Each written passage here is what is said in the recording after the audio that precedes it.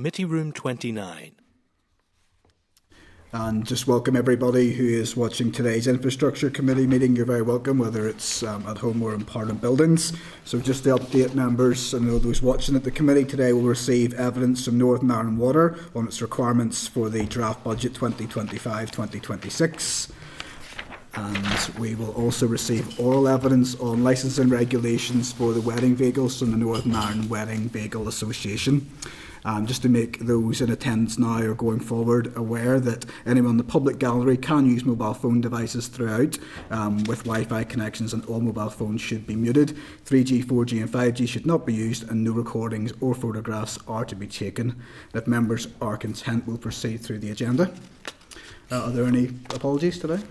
No. Just to make those aware that the Chair, Deborah Emerson, MLA, Mark Durkin, MLA and Nicola Brogan, MLA, are joining us remotely. Members, are there any declarations of interest at this stage? Just to remind you that you are obliged to declare any relevant financial or other interests which may reasonably be thought by others to influence your approach to any matter under discussion. Any declarations of interest? Not at this stage. Okay, just a couple of items then under Chairperson's business, members. At page 6, there is an invitation from the Chartered Institute of Highways and Transportation to the Northern Ireland Region Gala dinner on the 20th of March 2025 in the Clayton Hotel. My understanding is that the Chair, Deborah Emerson MLA, will be attending that on behalf of the committee. Is that still correct, Deborah? Yes. We all content that the Chair represents us there. I don't see any problem with that at all. As long as she behaves herself. I'm sure that'll be the case. A couple of other pieces as well. As you'll be aware, we have a new minister in place, and it would be her first opportunity to brief the committee at next week's session. Unfortunately, we've been made aware by officials that rather than the 90-minute slot that we had originally anticipated, that the minister will only be available for 1 hour. It is my belief, in the interests of the role of this committee and the interest of scrutiny and getting into the key issues at stake, that we would require the full 90 minutes. I'm conscious that the Minister is busy, that diary pressures are there, but I'm open to members to see what alternatives can be sought, and I, for one, would be happy to start the meeting earlier, potentially at 9:30, if that would suit members and suit the Minister's diary, in order to facilitate that 90-minute session. Putting that to members, or to seek any alternatives. I'm happy to go earlier as well. Okay. Yeah. Yes, happy to go earlier, if that suits the Minister, yeah. Well, to be fair, the Minister, obviously, she's going to honour the original briefing. Was there detail as to why the Minister had asked only to attend for an hour? It's just diary commitments? Pressures. I understand and appreciate that, Gal. I just understand that this session has been in the forward work programme for quite some time. So it would be my understanding that certainly the scrutiny of this committee would take priority. And I think all members would agree with that. Are we content with that approach? Do we need Phil or Barbara to have an alternative plan should the Minister... I mean, plan B, I suppose, would be a second briefing session, but it's not ideal. It's obviously an option, Chair. You know, I'm sure we would be able to accommodate the Minister if she is available for a follow-up session. Obviously, it's really just to get a steer what the committee would like us to do in terms of engaging with the department, and obviously we would seek to try and arrange for an earlier committee start to accommodate. But equally, if members, you know, in the absence of that, if members want me to explore options about potential other dates where potentially the Minister could come back, I'm more than happy to do that. But obviously we'll be guided by the committee as to what they want there. I suppose if you go back and say, we're happy to start earlier, I mean, is that a question we should maybe ask next week if she comes back, if the department comes back and says no, it doesn't suit? Because then that's the answer is no, we can't go earlier. So further. Yeah, well, I mean, I can email the departmental official to ask that, you know, this is what the members are minded, you know, in recognition of the Minister's diary commitments, that we, you know, to try and move to accommodate with an earlier start. Yeah. Equally, but failing that, explore other options in terms of other potential dates, if that's what members would like. A couple of speakers before Cahill, just bring in Deborah online. Deborah, can you hear us okay? You can't get unmuted, unfortunately. There you go. I think that's me now. Thank you. Thank you, Deputy Chair, for stepping in today in person for myself, but I think that's the best thing. Start earlier at 9:30, and then I would propose just that if the minister can't come earlier, then that the clerks just seek out when another session might be available. I mean, there's so many issues that we need to scope out as a committee, and the minister, is new into role. We're keen to understand the legislative time frames and where that's at as well. So there's a lot to scope out with the minister in terms of as well the pressing issues facing the department and emerging issues. So I think an hour and a half would be better. So 9:30, and then for the clerks to scope out, if that failing that, then what other dates might be available for another session, follow-up session with the minister. Thank you, Chair. Cahill, you're welcome then. Yeah, thanks, Chair. I mean, obviously, alternatively, it could be another day and have the hour and a half as opposed to a follow-up session. You know what I mean?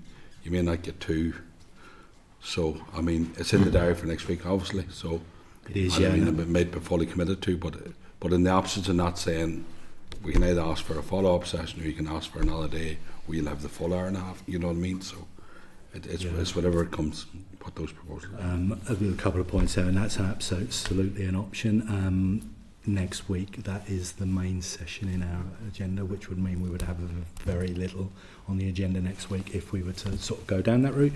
But as an alternative, I suppose, without having visibility of the minister's availability, it could be a matter of weeks before we could accommodate that. So, as I said, we will happily sort of engage based on the committee's preferences, and obviously in terms of next week's meeting and for its pack, we could obviously communicate to members in good time that, yes, that's a go, but alternatively, if we was to postpone that to wait for the longer 90-minute session, it would mean that our meeting the next week has no evidence scheduled. As I said, we're happy either way, Chair. We have got a course of action, members, so if we're content with that one, we'll let the clerks carry on with that, and hopefully we can start early next week, and that will suit the Minister's diary. Just one final item of Chairperson's business from me. You might have seen in the news and through AQs this week that DFI and DVA have paid out £22.9 million in compensation claims relating to public liability, employer liability, procurement contracts, and in addition a further £19.9 million was spent in legal costs and court settlements.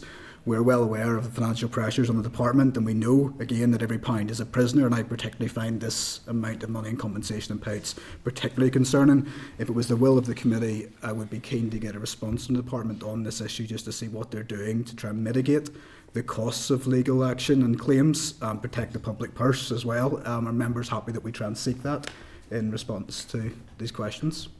Yeah, and it'd be good to build on that, Chair, to find out how many times they actually fight a case, or some lawyers will tell you, as we've heard in other committees, just pay it off. It's simpler paying it off, but how many times have they actually fought and battled the thing to prevent this narrative? Just pay it off and it'll go away, So get a wee bit of a breakdown of those. Yes, that would be useful. It might be something we want to get into with the Minister next week, but I'm conscious that there'll be so many issues, and that level of detail, Keith, I think would be very useful. So if we can pursue that, that would be great. Moving on then, members, draft minutes at page 8. The draft minutes of proceedings of the meeting for the 12th of February have been circulated. Can I seek agreement that the minutes are a true and accurate reflection of the meeting? And if so, can I sign the minutes on behalf of the Chair? Content? Okay, matters arising, members. Anything arising from the previous minutes of the last meeting? Nope. Content. Moving on to item 6 then, correspondence. At page 19 is the correspondence memo. At page 25 is correspondence from the Committee for Finance regarding sickness levels in the Northern Ireland Civil Service. And I want to seek members' views to request quarterly written updates for each division on sickness absence with a view to receiving oral evidence on this later in the date. Are we content with that? Course of action, yep. Page 149, there's correspondence from a member of the public expressing concern about the lack of frequent and more accessible public transport to hospitals. This is not really a committee issue, as you'll be aware. With that in mind, are you content that we forward this to TransLink for comment? Yep. Thank you. Page 150 is correspondence from SEFA Limited requesting assistance with regard to a completion of a road alignment to provide access to a new facility in Dundonald. Can I seek agreement that we forward this to the department for a direct response to the issues raised and request the response to be copied to the committee? Agreed. Excellent. Page 154, there's correspondence from a member of the public regarding the Council's review of past decisions, which has recently been a matter under consideration for the Public Accounts Committee. Members are inclined to seek agreements to consider the following receipt of correspondence from the Public Accounts Committee. Once they've received it, we can maybe take a course of action then. Content with that? Thank you. At page 156 is correspondence from the Motorcycle Action Group requesting feedback from the evidence session on the 11th September 2024. Can I seek agreement to forward copies of responses from the Minister and the Police Services Northern Ireland to the Motorcycle Action Group? And ask members, yeah? Yep. Right, Chair. Okay, thank you. Members, do you have any other issue arising from correspondence in the pack at this stage? In that case, can I seek agreements that we note the remaining correspondence? Okay, thank you. Item 7, members, we move on to the Draft Budget 2025 Northern Ireland Water Oral Evidence. I refer members at page 164 to the Clerk's memo on the Draft Budget 2025, and at 168 the written submission from Northern Ireland Water on the Draft Budget for Northern Ireland Public Transport, Northern Ireland Water.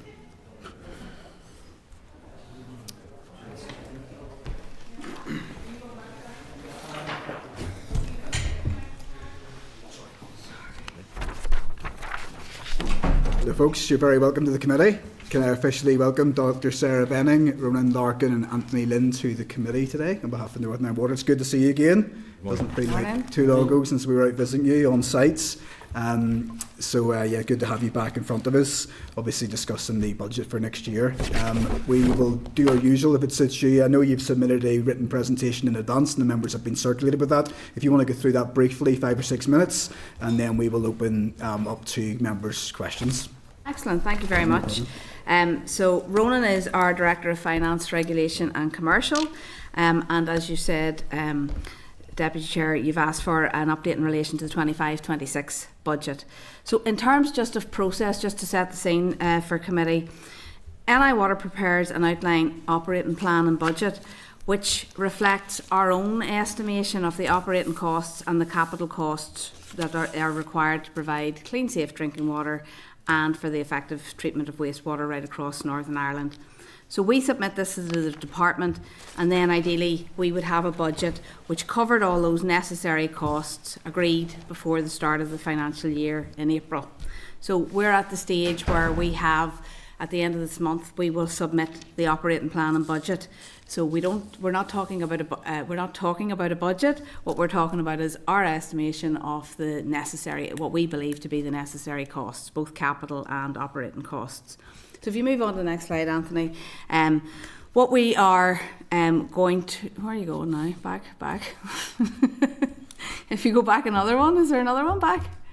No, there's no, okay. So we're going to talk this morning of what was set out in terms of investment need for both Ordell and CDL, so your operating costs and your capital costs, what was allowed in the PC21 final determination. And then we're going to reflect on that for the current year that we're in, 24-25, so we're almost finished that. And we'll give you a bit of an update on Storm Éowyn and the costs associated with that. And then we will take a bit of time to give you an overview on our forecast of costs for 25-26. So look, as we prepared this deck, our own permanent secretary in the Department of Finance had sort of reflected to me that too often NI Water talks about money. And it's all billions and millions of pounds, and actually it might be easy to lose sight of what the money actually delivers. So you'll see peppered through the presentation a series of photographs and pictures that tries to bring to light what the money is doing. So, you know, when we're talking about here committee wastewater and connections to the network or the capacity of our wastewater treatment works, often we're really talking about facilitating new homes, new houses, new businesses. So you'll see some of that through the presentation. If we move on to the next slide. So we all met in our water treatment works in Mid-Ulster, and Ronan and I updated you on the outworkings of the mid-term review by the utility regulator. And just very, very quickly, the review concluded that the schemes that we had submitted for construction during PC21 were still needed, so it was positive. And in the time between the PC21 plan being submitted and the review being carried out, as we all know, we've seen significant inflation, not least in relation to energy costs. So the mid-term review recognised that it would cost another £180 million in OPEX to fund that in the last 3 years of the plan. And it also recognised the higher input prices into the capital investments. So it set £2.4 billion as the minimum level of investment that would be necessary. And they also gave a commitment to do some further work because they could see additional price increases across areas of the capital plan. So the UR has been clear that in their estimation, the capital investment will likely increase. And it is our own view in NI Water that the 6 year to deliver everything that was in that 6 year plan would cost £2.7 billion. I'll move on to the next slide. So I think, look, this is a really important slide, and what the mid-term review has set out for us is the level of expenditure that is included within PC21. And what this slide shows in a graphical format is how much Ordale and how much CDEL is needed for each of the last 3 years of the price control. So this year that we're in now, 24-25, next year and the year after. And the dotted lines that you can see on the graph show the original budgets that have been allocated. So that's the kind of red dotted line. And the purple line, which you can see for this current financial year, is the impact of additional in-year allocations. So I guess, look, at a very high level, what's very stark from those pictures is the level of underfunding that is being signalled. And Ronan will pick up on the detail of that, but I think it is really important to flag, if you look at, for example, the CDEL graph, which is the green graph, that when the committee is briefed that the Living with Water programme sits within the price control, and it is for NI Water to decide which of its projects it can deliver. If we have a budget that's sitting at the red dotted line, and even if the budget rises to somewhere in the vicinity of the purple dotted line, there is at least an £800 million investment gap that has there is no budget, so therefore that work cannot proceed. And I guess for me, I think it's the difference between knowing what needs to be done and being empowered to get on and to deliver it. So I think we're all clear on what needs to be done. But I'll pass you over to Ronan now, who's going to talk through forecasts for the current year as well as next year and give an update on the storm. Thanks, Sarah. Thanks, and good morning, committee. I guess this graph just takes us sort of right up to speed, and I'll start at the graphic picture on the right-hand side of the slide.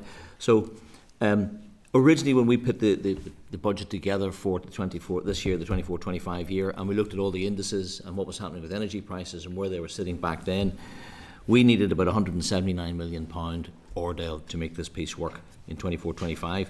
And we committed with the department, with their support, to monitor and check in on that as we went through the year, and to any improvements we could make to continue to make those improvements. As at January 25, that 179, through a whole series of things, including the fact that power prices did come down, but there's a risk that they're sort of wavering again for a while. But we had that sitting down now at January 25 to just under £157 million. So we've improved that and trimmed that back and took action and worked with the department on a series of different things to do that. And equally, the department then, they have managed to get a little bit more Ordale in the picture for us as well, but they can only get to this point up to £149.4 million. Okay, so there is a gap.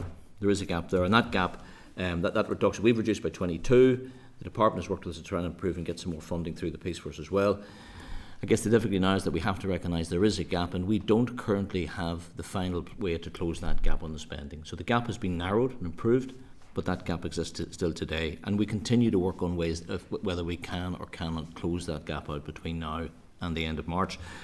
I suppose the difficulty we face as an organisation, as a service organisation, if we were to say the only way we can close that gap is to stop doing some things on services to customers to try and close that gap out, we know there's a direct consequence to water and wastewater services, and then hence to consumers as well. So we're not in the world right now of saying we'll stop the services. I don't think that's appropriate. I don't think that would be supported by committee, and I definitely know that customers would not want to go through the concerns there as well. So we're not going to do that.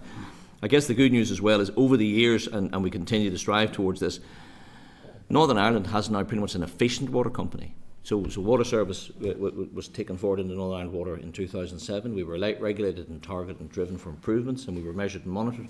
Northern Ireland now has an efficient and effective water company. And that independent assessment continues with the regulator today. We've closed that gap from just under 50% in 2007-8 to around about 6% now at the beginning of PC21. Cutting money out of the budget doesn't make you more efficient. It just means you've cut money out of the budget. You probably have to catch up with that work at a bigger price later on down the line.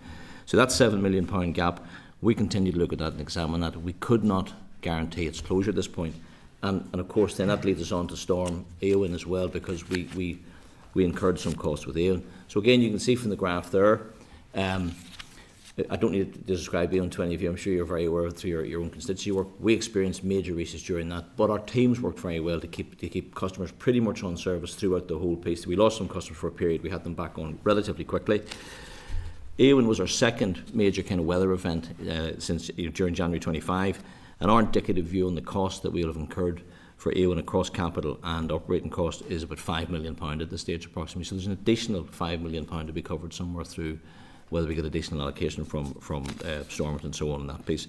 Like a lot of things there, we had to do a lot of tree removal, property repairing, we had generators out on site, we bought new generators, we hired generators, and we kept the supply and transport of bottled water going out into the parts that needed it. That's all around keeping customers on water.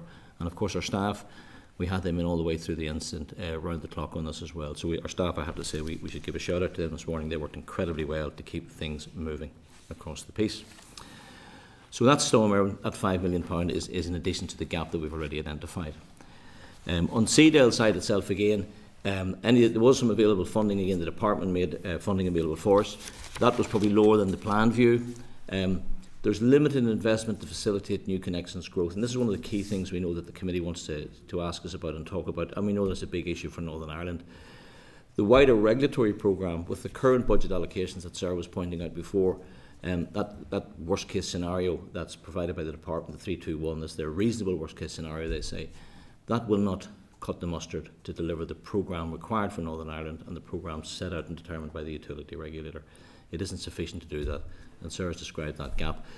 Some of the big large construction contracts that we know Northern Ireland needs, whether they're in the northwest, in Belfast, or down in the southeast, or mid-Ulster, some of those contracts we simply cannot start them. We've had to kind of come away from those, bring them to a certain point and close them out until we know further about what the funding might be. And so when we get to an eventual point where we'll understand next year's 25-26's budget and the implications of that, we'll look at that again to see can we open some of those up. But right now those contracts are paused, and inevitably that leads to possible decline in services as well as higher costs going forward. Okay, so you look at the next slide there, Anthony. Go ahead, keep going there. So again, on Ordale then for 25-26, Sarah, you've described the mid-term review piece and what that does, and it reflected that there were higher power prices on the way. Our initial 25-26 overview for the allocation that we might need would be an additional £4 million increase from the PC21 assessment. So you might ask, why is your cost going up from PC21s?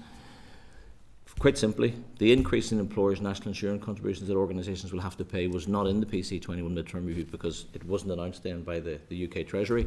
And of course the power around regulated charge, there are regulated charges within the overall tariffs for power that Northern Ireland Water buys from the electricity companies. That's gone up as well, and that £4 million is reflected there. If those were stripped out, we would probably bring it in a little bit under the mid-term review, which is good. It's back to looking at efficiencies and can we improve some of that cost. But those costs inevitably get to a net £4 million increase across the piece. So our view on, you can see there are 24s, 25s on the graphs, that 156.5. Our assessment of what an allocation for budget might look like for us in 25-26 is closer to the 171.7, and the mid-term review said 160, just under 168. That gap in there is around the employers' national insurance and the power tariff prices. Okay, so if you then look at Seadale, and again, sir, you've described the Seadale piece, but if I look to the graphic again, 24-25, we've got to about 359 million in there as a view. The department's able to give us on the black bar in that graph. The department has found a way to allocate some additional money. I think credit to the department for the work they did through some of the monitoring. They got us up from the 321 to 349. when we're assessing next year, in order to make some of the things happen that we know we need to happen, particularly to open up some of the new connections and to start some of those schemes, we estimate we could allocate and use usefully and invest £405 million. That would be against the department's kind of, I guess, for their reasonable worst case allowance of 321. We think that should be at 405. We couldn't use the PC21 midterm review because the programmes had lost momentum. We'd have to build that momentum back up. But we definitely could allocate and use, on behalf of customers, £405 million to get that investment running again and to open up some of those schemes and to allow new connections to come through as well. Over to me. So look, thank you all for your patience. Might be slightly more than 5 minutes, but we're finishing now. So when we met in November in Moyola, I think I heard resoundingly from the committee that you recognised both the importance of the investment needs that we were outlining, but you also were vocal on the financial constraints which the wider Northern Ireland Executive operates under, and we understand that. We feel we're first and foremost a delivery organisation. We are charged with providing clean, safe drinking water and treating wastewater to return to the environment, ensuring that we serve today's customers as well as those who want to avail of our services in the future, so our children and our grandchildren. So that means we have to continue to strive to secure the capital needed to maintain and to grow our assets and the operating costs needed to run them. So not funding the water utility leads to cuts in service, which has the potential to lead to regulatory enforcement. In the immediate future, we're absolutely committed to working with the Minister, the Department and the Environment Agency to do all that we can to facilitate new connections to the wastewater network. And it is our belief that unlocking economic growth and protecting the environment need not be mutually exclusive. But to deliver that, we will need additional capital compared to the reasonable worst case scenario. It is clear for all of us in the room that we are unable to provide the water and wastewater capacity that is needed right across Northern Ireland. So in order to be able to do that, we have to be able to set out secure and certain access to funds on a continuous longer term basis, because the challenges aren't getting any less. The growth ambition for Northern Ireland isn't diminishing, and I suppose worryingly for all of us in this room, the cost of infrastructure is actually increasing. So, it would be my urge that we need to act now. But thank you. Thank you very much, Dr. Billing. We appreciate that briefing today. I know there was a lot to cover, and like I said, we appreciate you being so detailed in it. Whenever we met you last time, I was keen to put on record, I'm sure other members will be, that I want to see Northern Ireland Water fully funded. It is an integral and essential public service and one that needs to have the correct level of funding, and I hope that we can get to that point. I also want to place on record, as has already been done, our thanks to all of your staff for their response during the recent storm. Certainly there was a lot of people contacting me who had been impacted that, and I know that was a case across the country, and your staff were often going above and beyond, both on the ground and through the communications channels, and we are appreciative of that. Just a couple of questions from me before I open it up to members. You've advised about the CDL funding and how that's substantially lower than originally planned, and we've been conscious of that for quite some time. Can you just outline what investments in new areas of growth are possible, and which areas of growth have been greatest impacted by the shortfall that has been seen? So look, as we come here today, we don't actually have a budget. So in some it's quite a theoretical answer. If we get a 321 million allocation for capital, there is limited, very small amount of investment available for growth. So the money is spent on just keeping what you have running, making sure that your clean, safe drinking water can be produced, and there's very little left to be spent on the wastewater network. But that is why we have set out for a fairly modest increase. Then there is the potential to look at what was originally planned in the PC21 programme, to pull some of those programmes forward that have both an environmental and, importantly, a connections benefit. And it really will be for the Minister to decide, well, A, how much can be afforded, and then B, where that money will be allocated. But that's certainly what we have tried to do, is to set out the opportunity, and any additional money that we are asking for, really, in reality, would be spent on pieces of work right across Northern Ireland that will facilitate growth and new connections. That's how those capital projects will be triaged effectively, environmental and capacity issues. So are there key areas across the country, because we're aware of the constraints, particularly in my constituency of East Antrim, but along Belfast Lough and pretty much across the country. Are there key areas in the country that you want to see capacity upgraded so that we can start to see? Well, I think in essence, and you've all seen the maps, it's every area. Appreciate that, but how does every priority compete with each other? I suppose is what I'm trying to get to in that limited budget. The key thing is, was it in the PC21 plan, and has it been progressed to a stage whereby we could actually start construction? And those are probably the key determinants that mean that we can take. That's why we have identified a series of schemes that the Minister then can decide upon. That's useful. I think it was yourself, Ronan, talked about contracts being paused. I'm keen to dive into the cost implication of that, because obviously money's already been invested, and the longer we take, the more it costs to do infrastructure projects. You've alluded to that as well. How do we quantify that? And secondly, alongside that, how do we quantify the cost on the network that Northern Ireland Water has of not investing in it? Because every year it gets older and it costs more money to keep going, but we're not putting the amount of money into it. So how do we quantify that, and what impact is that having? Yes, so within PC21 there's an allocation of what's known as base maintenance, which is basically to keep the pipes fixed and not bursting, and preparing burst when they happen, and also the assets base maintained so that they run insofar as they very well they can. They run quite well. That they're safe for our staff and our workers and our contractors to come into and do their work on them as well. That base maintenance kind of keeps the base maintenance running. It keeps those assets maintained to a point that they can be. But all of those assets need big base maintenance programs, and part of that efficiency is, if you're doing a base maintenance program on a large asset like that, you want to minimise as much as you can the disruption to that, and try and get that all done at once. And quite often when you go in with a plan, you'll say, we might as well replace that when we're in here as well. That needs done also. That'll keep the thing running better. So that's part of that plan. When the base maintenance plan, and that is one of the key priorities, to maintain the safety and the processing of those plants. If you then start to have to make some compromises on that, you start maybe having to go into that plant more often, to run it more often. And there are factors that we can use in econometric models that give you an assessment of what that might cost you. The big programmes of work right across Northern Ireland that were identified, as Sarah was saying, when we put the PC21 investment proposal in through to the department and then on to the regulator when we developed PC21. If I give some examples of some of those schemes right across Northern Ireland, they were designed to improve and put more wastewater capacity in place in some cases. They were designed to fix UIDs, so there's discharges. We don't want that to happen. Get those fixed and get them stopped. But equally then, if you take something like the Living with Water programme that was on the slide earlier, that was designed to sort of take Greater Belfast's sewage network and start to really intervene on that and really get that 21st century, start that work to make that fit for the 21st century and fit for the capacity that's in Belfast today, and that can meet the growth projections for Belfast as the regional city.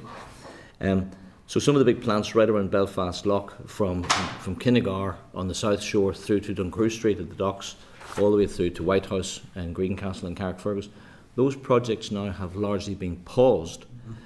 So even though we know that there's pollution sort of going into the loch in a lot of cases, that programme is designed to sort of begin the work to eradicate that pollution, take that pollution away, to increase the process ability around those big plants. That work has been paused. What we have done, Chair, in the meantime, we tried to find the best way to bring that to a natural point at a stage and say, right, we know we have to stop these programmes, but we can bring them to a certain point, whether it's a feasibility or an initial phases of early works. And then we've had to pause those contracts and those works pending the outcome of further budget discussions vis-a-vis the reasonable worst case scenario that the department's had to work with.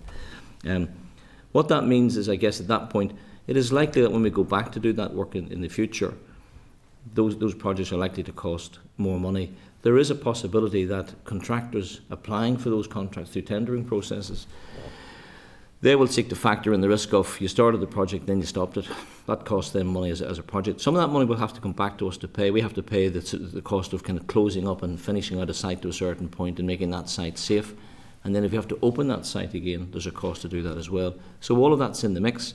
And I don't have the figures to hand, but we could supply some information to the committee if it's helpful, where studies across not just Northern Ireland but in the UK generally and Scotland, I think, have examined the cost of kind of, you know, I'll use the word stop-start, but the cause of that stop-pause, the implications of that, sort of civil engineers and others have estimated those costs. I don't quote that this morning because I'm likely to misquote it, but I could give some information back to the committee that might give a sense of what that would cost. Inevitably, it will cost more. Yeah. These plants won't become cheaper because they don't get started. They'll become more expensive to do. And yet we know they are pieces of work that Northern Ireland needs. I think it's a clear example, another clear example of investing to save, just kicking it into touch, throwing some money at it now and spending more whenever we have a chance to invest in it is not a good business model. And I think, and are you saying then, in order for those to be unpaused currently, and I appreciate there's a discussion around the budget, but we'd need to have at least the 405 million of capital investment to get those going? Far more. More than that. So the 4 or 5 you would take more than that to open those. The 4 or 5 lets us get into some of the things that we still have in the plan and maybe touch on some of the housing schemes. But to take those bigger plans back on the table and get them up and running, we'd need to go back up to those PC21 mid-term review levels that were determined by the utility regulator. And you need to be able to start the work and know that you can finish it in years 2 or 3. Yes. So it's not 1 year of funding, it's a continuous view out over a couple of years, because they are tens if not hundreds of millions of pounds and they span more than 1 year. Appreciate that. A couple more from myself then. The Finance Minister in the draft budget highlights RRI borrowing of £105.7 million being earmarked for Northern Ireland Water. Appreciate it hasn't quite been handed over yet, but there is an anticipation that will happen. Has that money been identified yet for what that could be used for in terms of any infrastructure projects? We noted that, I think, in the presentation previously to the committee. I think that 105, my understanding of that 105 RRI money is that will be used to make up the 321, so it'll be sitting within the 321. We don't understand that it's on top of the 321. If it was, that would be great, because that might get us to the 405. So if that was the case, we'd be very pleased with that. That gets us at that 405 number. But my understanding of it, I think, at the moment is the RRI money is coming in and taking it up to 321. Okay, that's disappointing to hear. If that is, it certainly was sold. Certainly whenever I heard it being announced, it seemed like an additional block of funding that was going to be coming Northern Ireland Water as well. Maybe there's a bit of ambiguity there. It might be interesting to get clarity from the Minister next week around that particular. So we can take a look at that as well, and certainly the department might know that as well. But whether it was used to make up some of 24's 25's increase from 321 to 349, perhaps that's what it was used for. But I think it's being used to make up that kind of core 321 money. Okay. One last one from myself before I bring in other members. You referred to the Ardale funding gap, a reduction of 22 million and a shortfall gap of around circa £7 million. Yep. Just keen to know what engagement you've had with the department regarding your concerns about that shortfall and how you're planning to manage the resources that you have and look at any potential savings within that budget. The first thing I'd say is credit to the department for the work they've done with us on this. So we have highlighted this for some time through this financial year. It's not a new piece of news coming on the table, and we've interacted with the department and then with us. And I think, again, to the departments and to DWF's credit, some additional monies were allocated to help us close that gap. But the gap still exists at 7, and we're continuing to make representations around that gap. We don't want to, and we don't think it's appropriate to interrupt service to customers in this last few weeks of 24-25. So we'll continue to explore ways that we can close that even to a part if we can do. We're not clear that we have plans to do that right now. We should be honest and open with you guys this morning. We don't have a £7 million plan for closing that gap. We have to make sure we report our numbers openly and report the right numbers. And so we're still in discussion internally around that, and we'll keep the department updated as well if there's any change to that. In addition to that £7 million, that additional £5 million pressure came through on the back of the storm Eowyn and the impact it had on assets and the ability to get out and keep customers served. So that gap sits at 7, and then separate to that is the £5 million from Eowyn. We'll continue to look to close the gap if we can do. So if anything comes through in the next 6 weeks where we can use that to close that gap, we will declare that and put it to the table. But we should probably set an appropriate expectation. Right now, we don't have a plan that will allow us to close out that gap to £7 million. Right. There is then, I suppose, at this stage, a danger of an overspend. At this, That's a risk. Yeah, you're absolutely right, Chair. That's a risk, and it's not a risk we take lightly. No, I appreciate that. So that's why we're still focused on that, stage. and that's why I think we need to be open with all stakeholders, and we have been open, I hope, with you guys at the committee here. Yes, no, absolutely. So we're continuing to look at it and examine it. If we can close it to a degree, we will. If you've got to a magic bullet that close the whole lot, we let everybody know. Right now, I think it's appropriate that we set the correct expectation around that.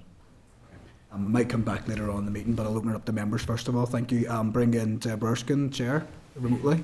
Deborah. Thank you, and apologies I'm not in the room in person today, but like the Deputy Chair, I just want to put on record thanks to NI Water staff during the recent storm and for the work that was done, and no doubt in future sessions we'll probably look at that going back, but today is obviously on the budget, and what you have provided to the committee obviously each time we hear is concerning in terms of the levels of funding and the ability to be able to do things on the ground with that money that is allocated.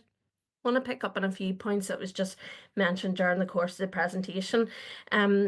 Dr. Rennie, you said there that the permanent secretary said to you that all NI Water talks about is money.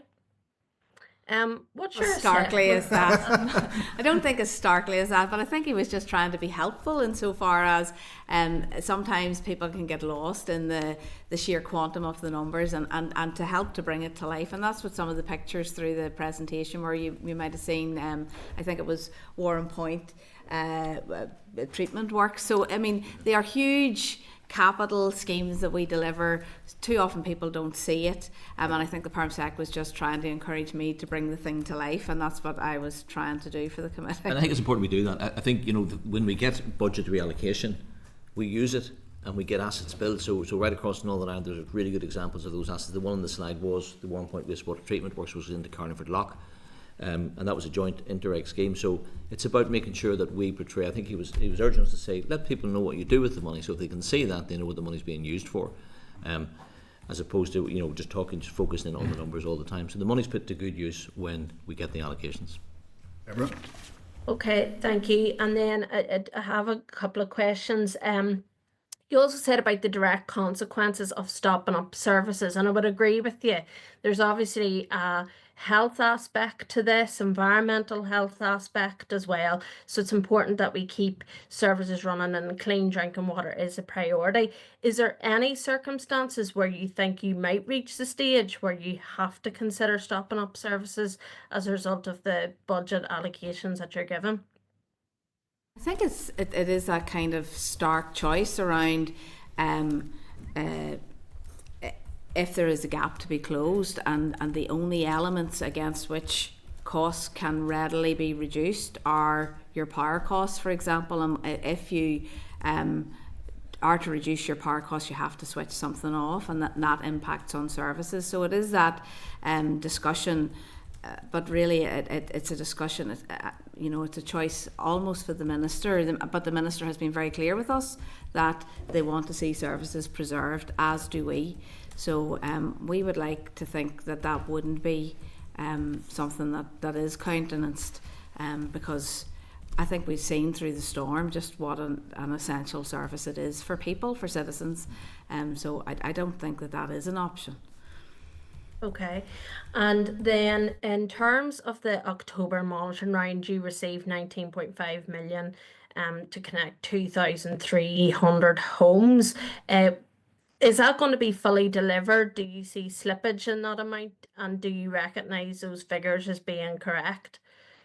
Yes, we recognise the figures. It might be 19.3 million, but will not fall out. And yes, 2,300 homes. But I think the important thing to recognise is that amount of money allocated to a company in an October monitoring round, which probably came through in November, December time, means that we will start that work. That £19.3 million will be spent over the course of this year, next year and the year after, and it opens up but importantly, it opens up the ability for 2,300 homes to connect to our wastewater network.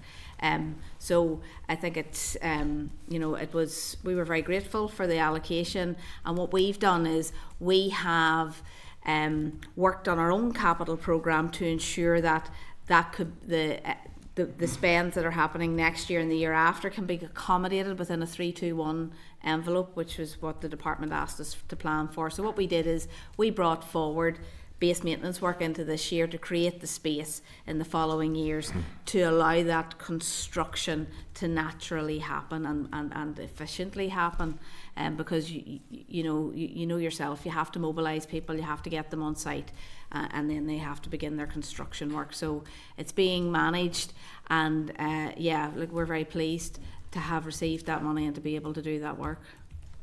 Okay, thank you.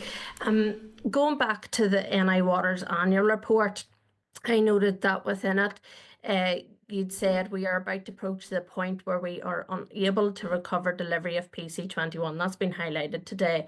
This exposes the company to enforcement proceedings from the utility regulator.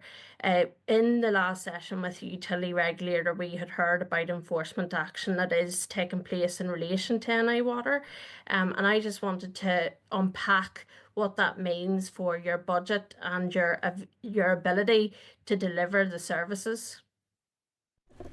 Well, I'm not sure that it has a direct impact. Our budget has probably a direct impact on the utility regulator's enforcement action. So because our budgets are lower, we're unable to deliver all the work within the price control, and that is what will potentially lead them to take enforcement action, and that is yes, most definitely something that they are considering.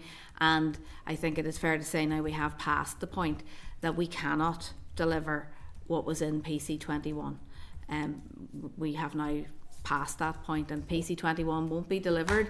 The opportunity, I guess, exists for the various stakeholders to work together to reduce the outputs of PC21, but that would be a matter for the department to lead, along with the utility regulator, the Environment Agency, the Drinking Water Inspectorate, the Consumer Council and ourselves. And in the absence of that final determination being changed, then we will not deliver that price control.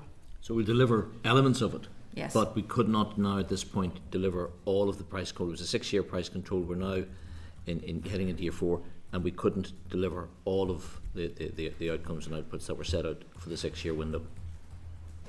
Okay, so I just wanted, I've been asking some questions around written consequential agreements that were made between the utility regulator and the department. And I'm aware that there was 4 written consequential agreements which has been made since 2007. So my questions really centre around what are the circumstances that these are put in place? What conversations do you have or input in relation to them, and how has that impacted upon your budget? Good question, Ronan. It is a good question, and we noted that question come up at the last committee, and thank you for raising it again this morning. So there were, as you say correctly, 4 previous, including PC21, 4 previous consequent written agreements, and they were for Price Control 10, Price Control 13, Price Control 15, and Price Control 21. I should say to the committee, Price Control 10 and 13 were smaller price controls. There were 3-year and a 2-year price control. 15 was a 6-year, and PC21 was a 6-year. But there were those 4 were put in place. And the consequent written agreement it's a mechanism, I guess, for making changes to the regulator's determination around funding. Now, ordinarily, and the original concept designed for the consequent written agreement, and it was an agreement between the department as the key funder and the regulator, who had an obligation to make sure that the determination was in place and that Northern Ireland Water could be funded to do what it has to do. And it was put in place to say, if something happened partway through a price control, would there be some kind of mechanism where those 2 key stakeholders could come back and confer on what to do with that? It was ordinarily seen as if costs go up, if Northern Ireland Water has to pay more for electricity or more for a particular scheme, whatever, but usually centred around OPEX, Northern Ireland Water could make an application to the consequent written agreement to the utility regulator, and that would be considered by the regulator and by the department as funder. And then they could examine the details, they could interview Northern Ireland Water, and if they felt it was a bona fide case, a good case, they could say, we can issue some further budgetary cover to you, and we can put that into the prices for the water tariffs that you have to charge, and you can recover that money but make that investment or you know, cover that cost. So in the very early stages it was designed that way. It was also backed up with additional cash or budget. So it was a very real thing, and actually it was used, I'm going to say it was used in Angor once. There was one particular case where it was used, and Northern Ireland Water was granted in year some additional funding to go ahead and do a thing it had to do within the confines of the price control. I think at this point, right now there is one of these for PC21, but I think, you know, again, I think to be fair for the department, they're working in a constrained environment. We have the £321 million reasonable worst case that they have to work on for capital, and we don't have the full extent of the price control. And equally, we know there's a £7 million gap based on a whole series of things that have happened through the year. We've closed the gap from the beginning of the year, but we can't get that last £7 million closed as we stand today. So ordinarily, the CWA could have looked at it and said, okay, the two parties could have said, we'll grant you some additional funding. That might be a way of closing that gap to provide those services. At the moment today, that CWA, it isn't backed up with cash-backed reserves or budgetary reserves. There are none, and so there is an agreement, but there's no mechanism within it that we would apply for that money and could get that money. Ordinarily, the price control would have to deal with that, and I suppose the mid-term review that the regulator carried out, which was on a much bigger scale across the whole piece, it's looked at some of that and said, yes, the funding is going to have to go up to 2.4 billion for capital and possibly up to 2.7 billion, and Northern Ireland Water needs another £180 million to carry out the services, not just the capital, but to carry out the services going forward out to 2027. So that is the CWA. It is a good device, it is a good way of doing things, but I guess it has to have some form of teeth. So it usually has to be cash-backed reserved or budgetary reserves in there. We would have to apply and make our case. It isn't a case of like going to the hole in the wall and just taking more money out. We would have to apply through that process and that agreement, make our case, and the department and the regulator could examine that.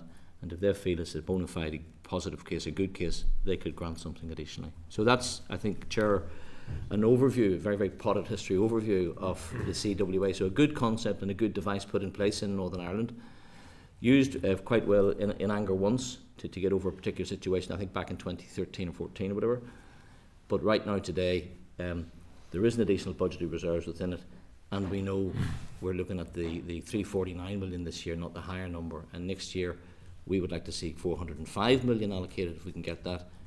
At the moment, the guideline we're working on is that worst case scenario, that reasonable worst case scenario of 321 million. So just for complete clarity, sorry, Deputy Chair, just for complete clarity, in all of those four written consequential agreements, it was for an uplift in funding to NI Water. And then basically what you're saying in terms of PC21, that funding actually hasn't been realised because you haven't been able to draw down that funding. Am I correct in that? That's right, yeah. Okay.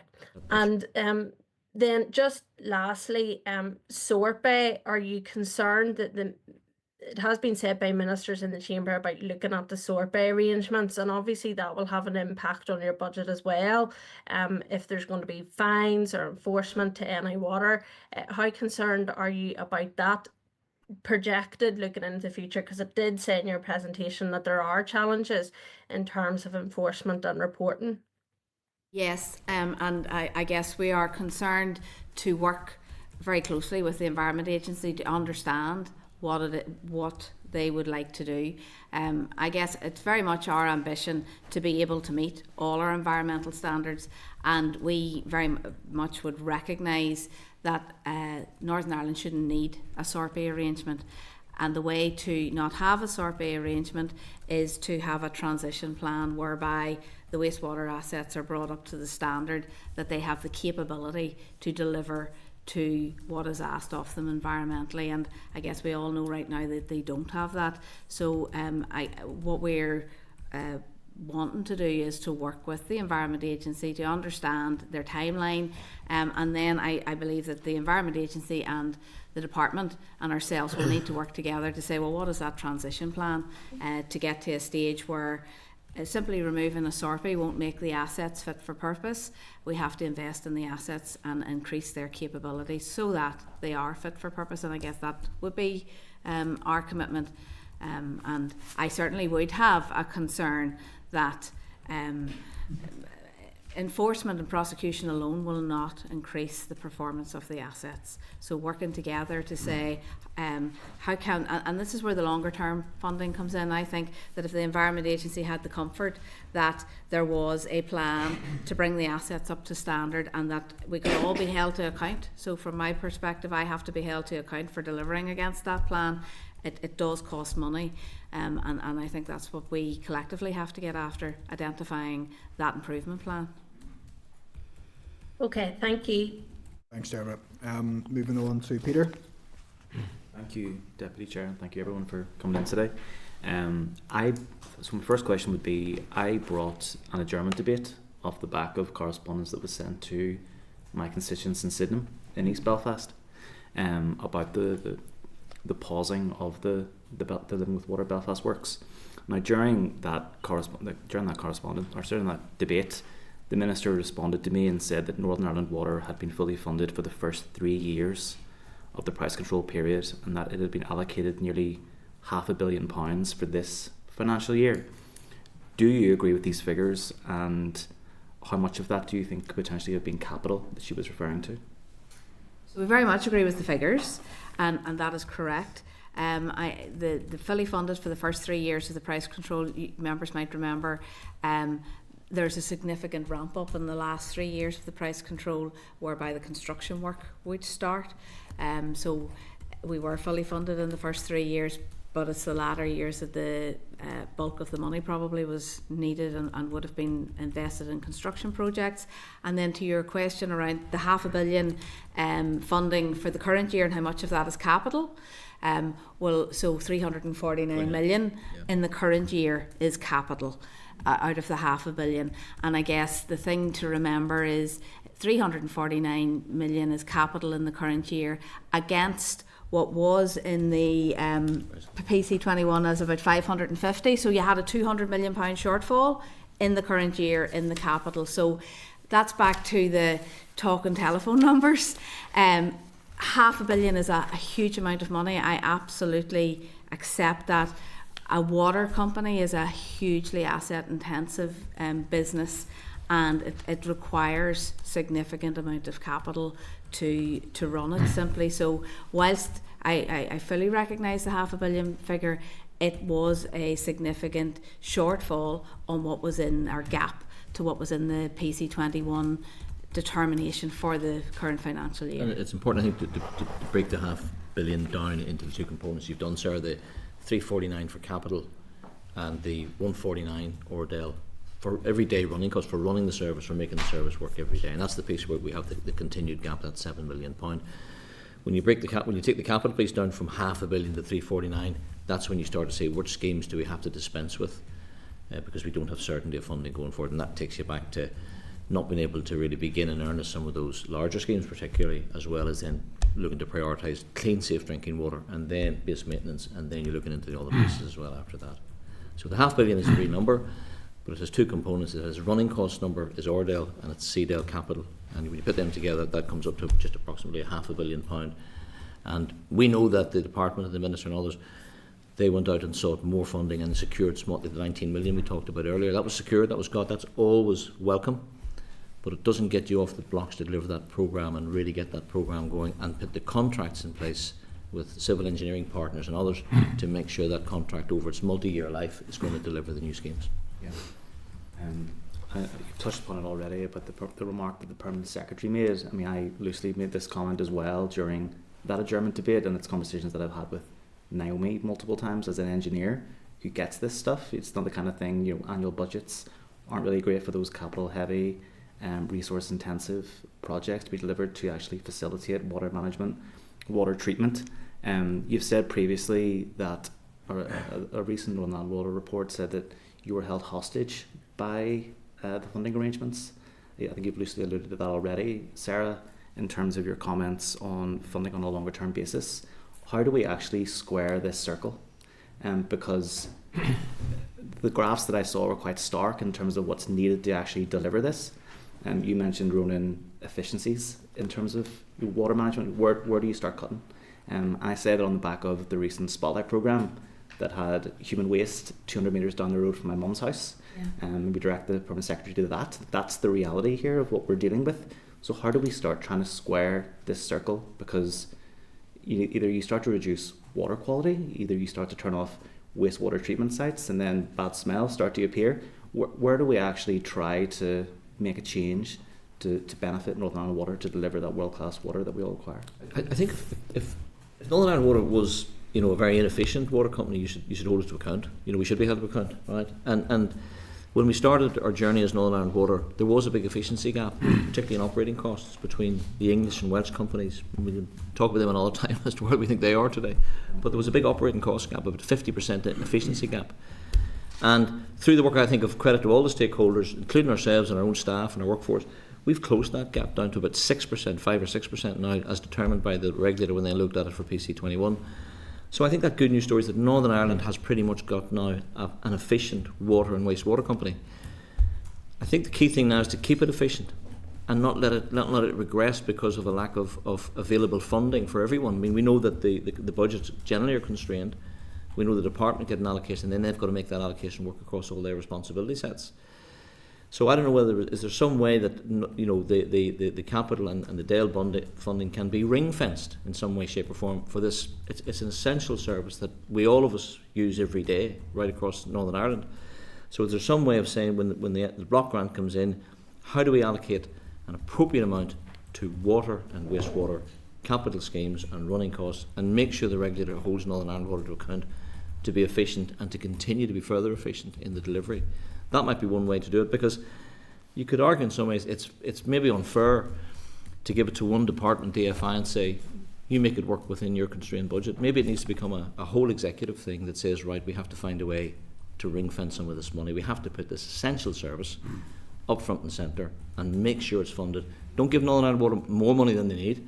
Make sure they're delivering and hold them to account through regulatory processes, and then we can get after that. But right now, the square, you know, the circle can't be squared on the block grant as to how it sits at the moment. And despite the very best efforts of everybody, as you say, some of the things you're describing, they're not what any of us want for customers here in Northern Ireland, for citizens in Northern Ireland, to have to encounter these almost on a week-by-week basis.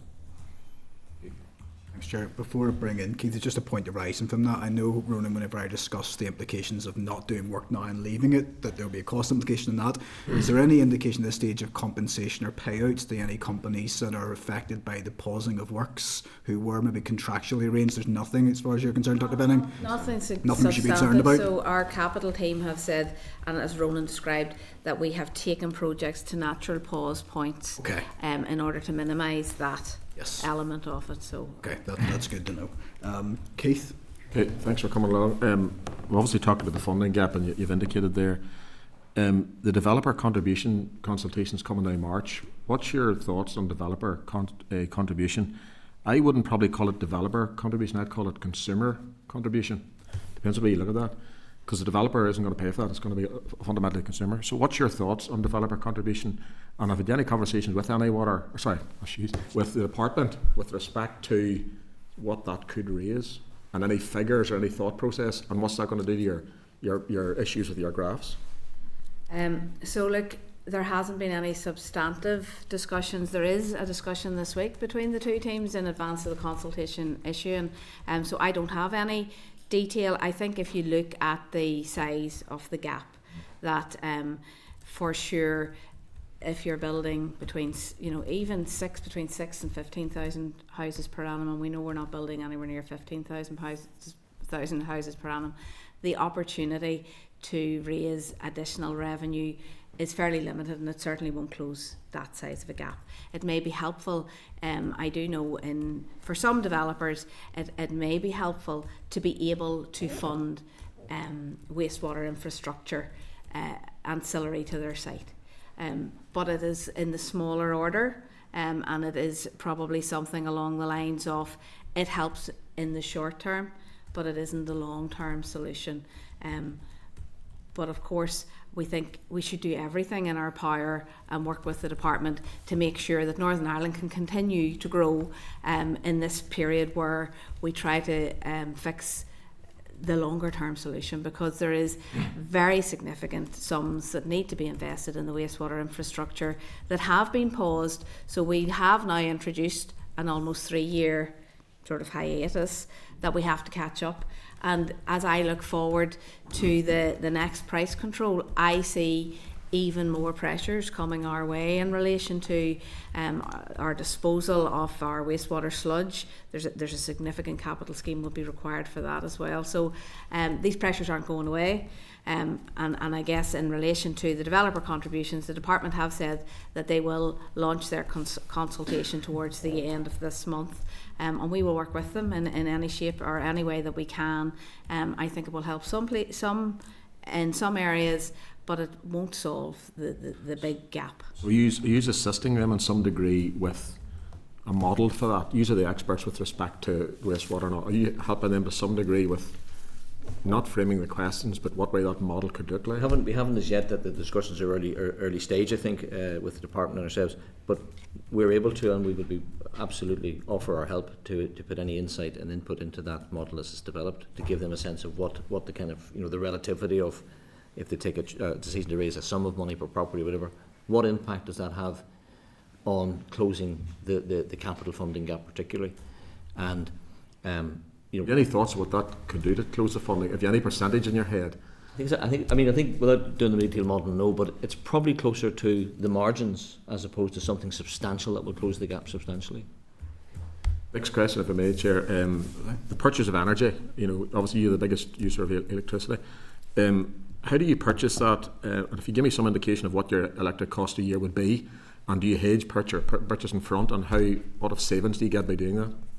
Good question. If I go back to before the Russian-Ukrainian war, we were probably spending about 30 to 32 million pound a year roughly on electricity. On the way through the Ukrainian-Russian war, when the prices just went post-COVID and then the war, the prices just went sky high. And we in the past we had some fixed term contracts that were locking in prices, at one point, and that served us very well. But you come out of those contracts, and then when you come out of those contracts, you're back to the mercy of the markets unless you hedge. And we didn't have areas to go and hedge at that stage. So we saw our prices rising at that peak year up towards £90 million. It's come back somewhat since then, but not back to 32 million, right? And we now have recently, with the support of the department, we did secure in the last few months just before Christmas, we got permission. We had been working with the department, we put a proposal that we should enter in some form of hedging ability, right? So we'll at least get the permission to get a hedge in place. So the department gave us that. I think in the run into Christmas, I think we got the confirmation that we could do that. So we now are active at looking at what a hedge would look like for us. When could we do that? How could we do that? And equally then, is right now a good time to hedge, or might prices of energy be coming down? So be careful what you hedge into and what you lock into. So we're looking very carefully at those questions, and we have a team in house that we take stock on, that myself, Sarah, and a team of the others, and some energy people in house who look closely at that. The other thing I would say, credit again to the department, previously it was a former Perm Secretary at one point, we proposed building a solar farm up near Denore Point, which is up near Olive Airport, and it's our largest water treatment works, and we were granted, the business case was approved by the department way back then, around about 2017, and we did build that solar farm, and that solar farm then feeds into that plant. It can also run into the grid if we need to. Had we not built that plant, and the Russian-Ukrainian war came along, our bill would have been much, much higher than £90 million. So that plant has now really paid itself back. And so it has a payback benefit monetarily, as well as it is a climate resilience piece of work as well, and helps us towards our journey towards net zero.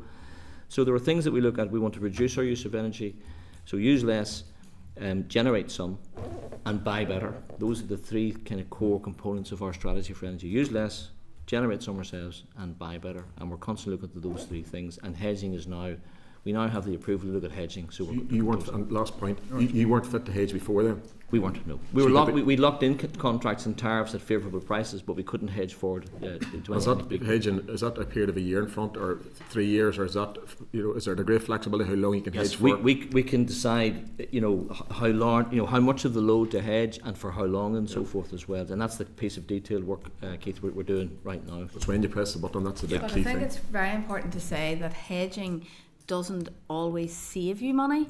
It merely gives you certainty of price. So you will know it's going to cost me this amount, and if the prices are lower, you're still going to pay this amount. So it's always important that it saves you money if the prices go up, but if the prices go down, you don't. So you just need to be careful. So the best example of that is if we had locked in and hedged prices in at the top of the market, we'd still be dealing with prices at the very top of the market, and we didn't do that. But we now have the various to examine a hedge, and if it's appropriate, to enter into one to give us price certainty. Thank you. Just to rise now to that, we discussed this with TransLink last week. Do you have the flexibility to collaboratively benefit from economies of scale with regards to fuel costs for your fleet and for electricity purchasing and for energy purchasing? We look at all three of those across the CPD portfolio of products. So our head of procurement sits within that team, and we keep an eye as to what's available. And we are offered collaboration opportunities from time to time.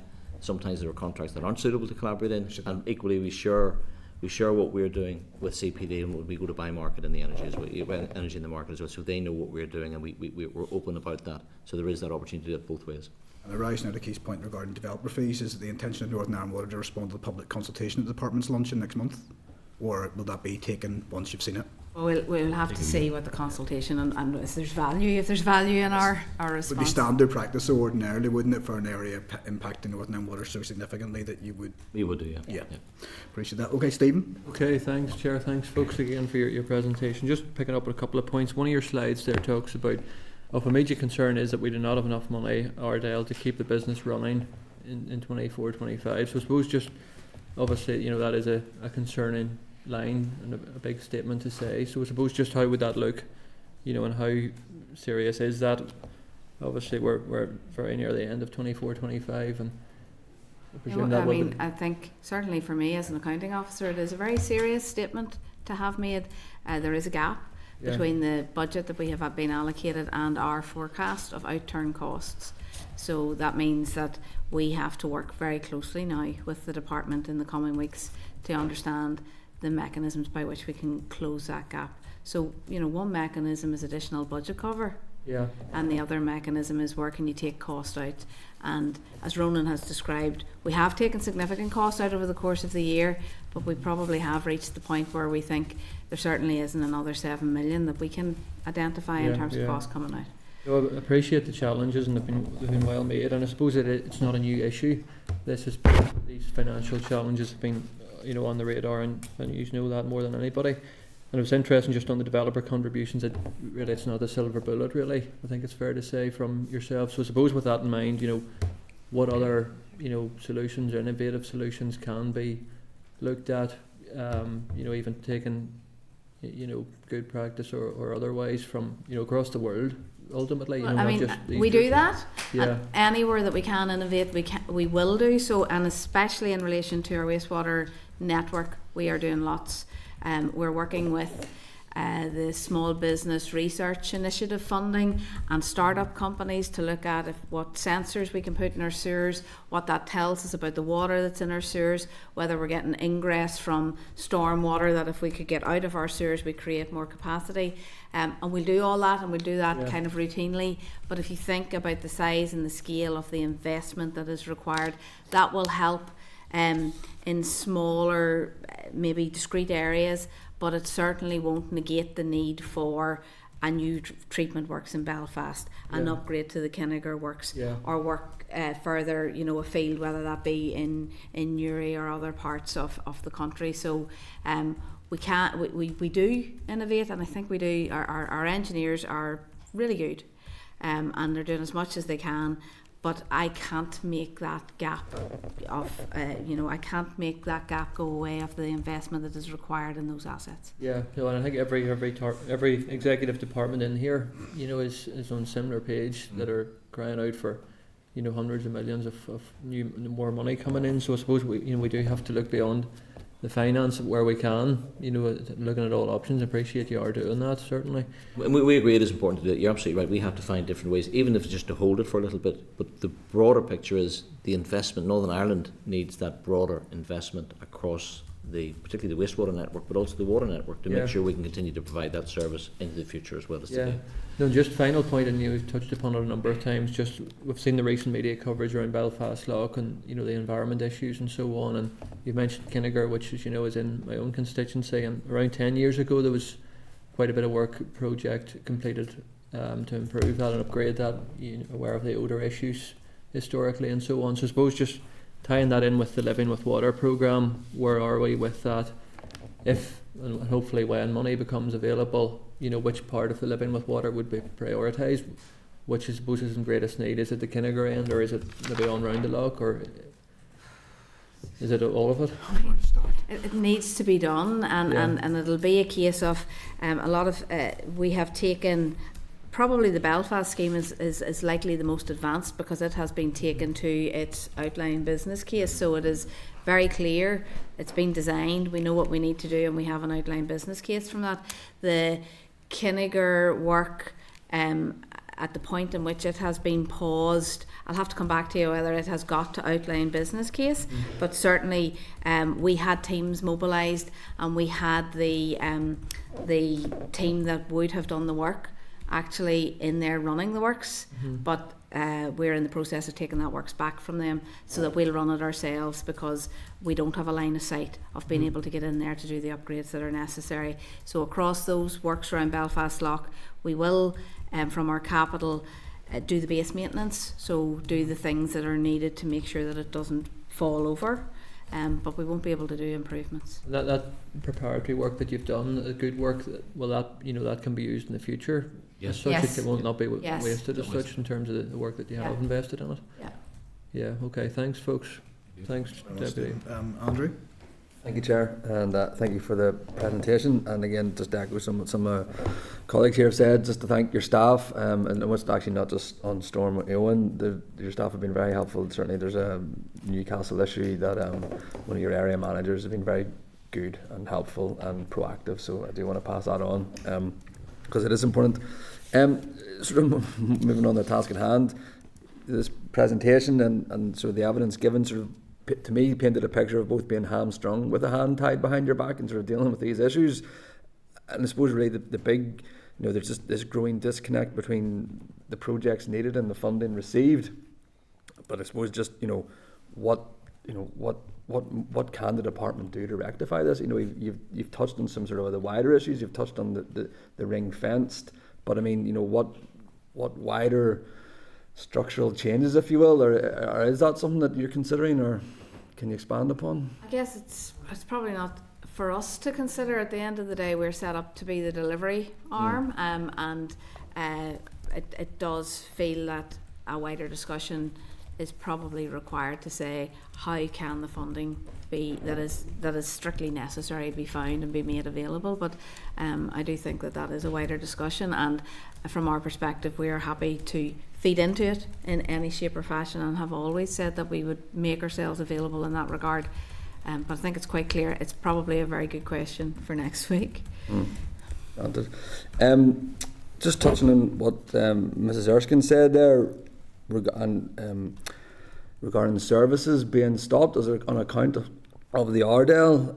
You know what services could be stopped during Ardell? What would lead to that? You know, would that be a sort of sort of a climatic event? Was that another session where an almighty incident was discussed? If you get my meaning. So, what would cause services being stopped, and what would the practical on the ground? What would the consequences be of having to stop services? If the most obvious thing was to do is say, well, let's stop using power to pump water around the network and wastewater around its separate network, then, you know, people may not get water, or you'd stop pumping the sewage through the network to the treatment works where it could be treated, and you would clearly have pollution and out of sewer flooding issues and that kind of thing, which is not at all appropriate. Probably breaches all kinds of environmental laws as well from our perspective, and certainly the duty to carry out those services. And I think, again, to be fair to the department and ministers, They have said they don't want to see a cessation of the service. They don't want the service to grind to a halt, and customers must be served. So they're very firm about that piece. Sometimes people say, well, what if you cut back on some spend and then left it to next year? So sometimes people say, well, what if you just stopped your leakage programme of, the leakage programme that you manage in the water network? We would say to you, if we stop the leakage programme today, in a few months' time, in the summer, in the spring and summer, people might say to us, why did you stop your leakage programme? Because you now need more water to be available for people in a high demand event, and if you had done your leakage programme, you would have had more capacity, you would have had more, you wouldn't have had to produce as much. It's inefficient to leak, and we have a leakage programme that helps us to be efficient, but stopping it is not an answer. It pauses the spend, and then you have to spend more in the next accounting period, which just adds to the problem in the next accounting period, 25-26. And again, I don't think there's anyone at the department anywhere else who was a proponent of saying stop the leakage programme. What we hear is we've got to continue the services. And also, just it was in the evidence there about 9 out of 13 the wastewater projects not going ahead. I suppose they're just really, what are the estimate? What are the costs of some of these wastewater projects? Because again, we touched on the developer contribution issue, and I'm just wondering, what are the ballpark figures that would be required? Because again, it is the single biggest thing to stop in development, be it economic, be it houses, be it environmental. Again, plenty of recreational groups who use our waterways are having to stop sessions, and again, this isn't just not that it's not, but it's like Olympic sports. Olympic athletes are having to curtail their sessions on account of the situation we're in. So Yes. Yeah. Well, I mean, what we've set out there is the opportunity of, if £85 million additional were made available, the opportunity is that there are 13 projects that would deliver 5,300 new connections to the network and 2,300 homes worth of additional capacity in areas where we don't actually have a request at this point in time, but that we know people have just stopped putting requests in because they know there is no capacity. So it's a choice now, it's a sliding scale. If you decide, if the decision is that 321 is made available, well then 9 of those schemes are not, the opportunity to build those is taken away. So those 9 schemes have a price tag, I guess, of circa 80 odd million. 80 odd million for... Is the difference between the 9 and the 13? Yeah, okay. Or the 13, 9 that doesn't happen. Thank you, Chair. Carl? Thanks, Chair, and thanks very much for the presentation. Just a couple of points. I mean, we can't understand the 7 million, Ronan. You're definitely not going to shut down the company over 7 million. Definitely not. I hope it wouldn't. I appreciate it. I mean, and you've given enough answers in relation to that. But I mean, because the first question that I would be asking then is there not any communication with the department in relation to that? And there should be. But just wanted to go back on the especially the borrowing RRA. Are you saying there's no clear indication yet that there's extra money or not? You haven't had that conversation with the department? We're not clear on that, Cathal, at this point, and it's a good question raised here, so we'll go back and explore. But I think the department... No, 100%. See, in terms of concerning, certainly, because there's a lot of effort being put into PC21, and there's been a review, and we've seen the figures, and you say that you're not going to realise it. Well, my question then is, see the likes of you've 5 million for the storm, right, plus the 4 million extra for the contributions, yeah? NICS.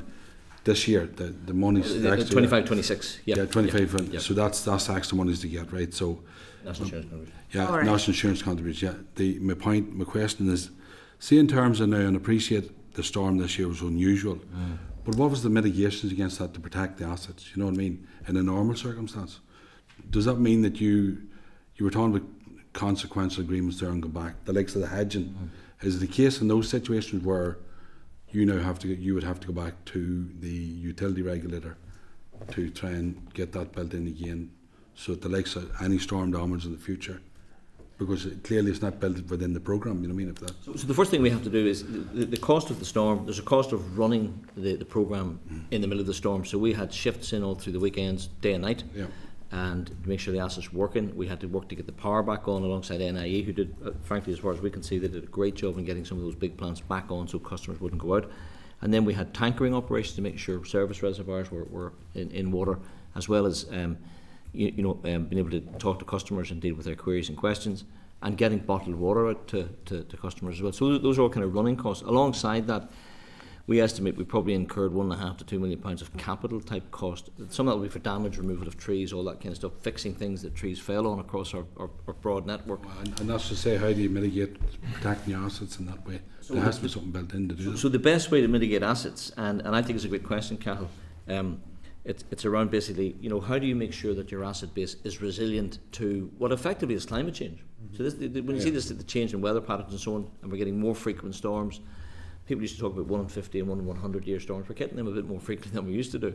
So the best way to do that is to examine and assess how can you make those assets more resilient. And so when we're designing new assets, we'd look to say what can we do around climate mitigation and climate protection.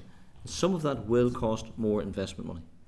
PC21 was around beginning to deal with the kind of backlog of underinvestment, the legacy of underinvestment here, particularly in the wastewater side.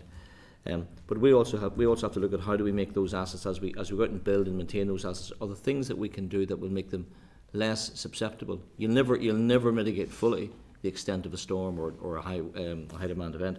But what can you do to make it just even incrementally better? So that's the kind of thing we have to look around resilient assets, and that's what we do there on that particular piece. But that comes in the guise of saying, to do that, you have to make sure you're investing for those assets to be resilient, so systems don't fall over. Telemetry systems and remote monitoring systems are robust, they're cyberproof, etc. And all of that ties into that resilience spend. It's probably even as simple as tree cutting. Tree cutting. So, I mean, if we've come through that storm, the biggest thing that's going to come out of that storm is cut trees. So as a landowner, we should be probably looking at cutting more trees, especially maybe in and around where the power lines are coming into our sites. So if we were saying, actually, we want to spend money cutting trees, somebody else might say, but you haven't got enough money. So You close your ears to that, Peter. No, I appreciate that, but for a person being on it and been through loads of PC programs down to you, some of these things, we've got the warnings about 1 in 100 year storm. We've known that for 10 years or more, maybe 20. All I'm saying is and resilience is a good enough word to use. Now we need to build it. But my final question, because I've loads I'd ask questions. You'll do, but I'm not. I just, the PC21 is not going to be realised, right? So just on that, so we went for 2.5, we got 2.1, then we're back in after review, we end up with 2.5. Given the increases in energy costs, the increases in building materials, where do you foresee it then in 2 years' time at the end of the programme? The investment, much will have been invested? It see? could be as low as 1.2.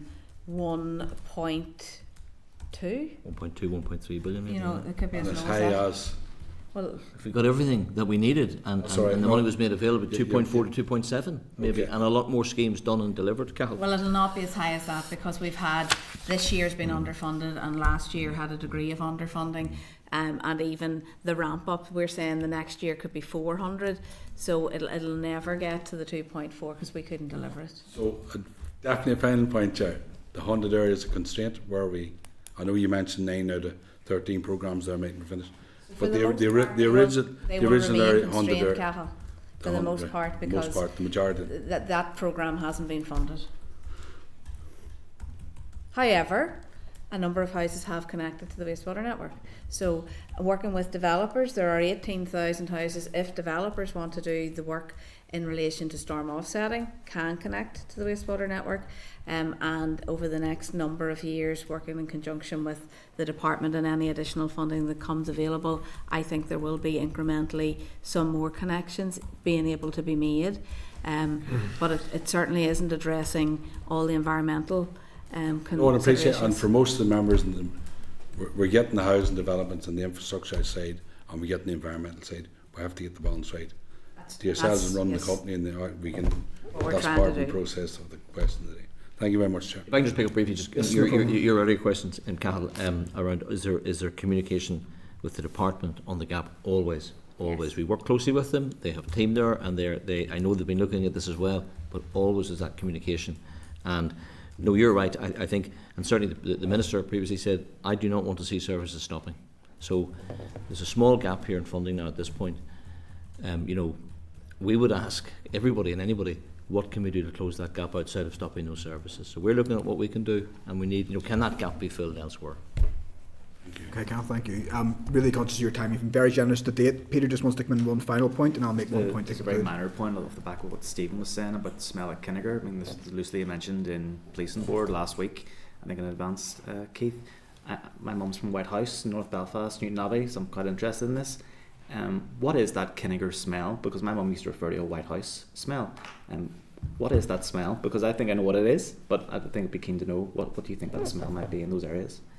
So over the years, it has been attributed to a various number of different factors. So there were lagoons there, and there was salt water coming in, and the salt water, the reaction of the salt water with, and I don't know what it was reacting with, but it was creating a gas, and the gas was the smell. That was one smell, and then on other times it can be the smell of sewage as well. And the third point is, well, it has improved significantly yes, with the work done. To be fair. The work done previously, those new stations. the lagoons were cleaned, Yeah. and so there was a lot of work done in and around odours at that. Particularly the point summer season, it was more noticeable as well. Yeah. I think that's You could probably go constituency for constituency and highlight a few of them, but we know that Northern Ireland Water doing its very best. So that's the reality, I think, of what we're dealing with here. Yes. That is the reality. Fair enough. yeah, a couple of sorry, Mark's looking in, and then Deborah. Mark. Thank you, Chair, and thanks to the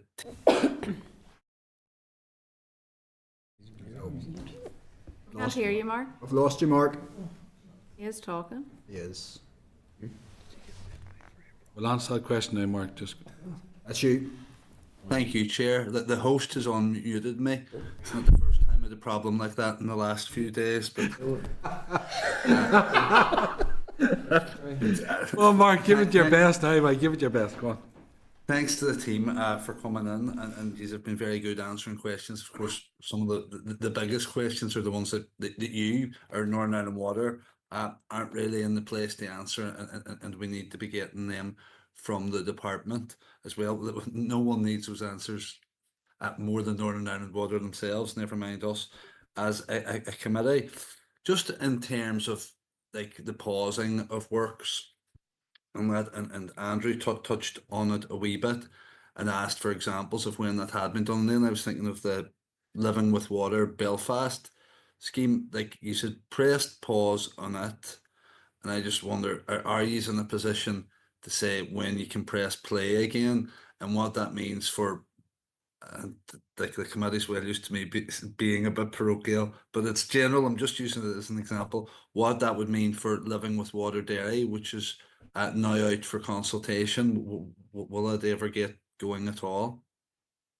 So we can press restart on the Belfast scheme whenever we get an indication that the funding package is available to go alongside it. So what's very useful is it's very clear. We know exactly what needs to be done now. So all that we need is the funding package. But and we were discussing this internally ourselves yesterday. It is the first chunk of the work at Belfast would be £30 million.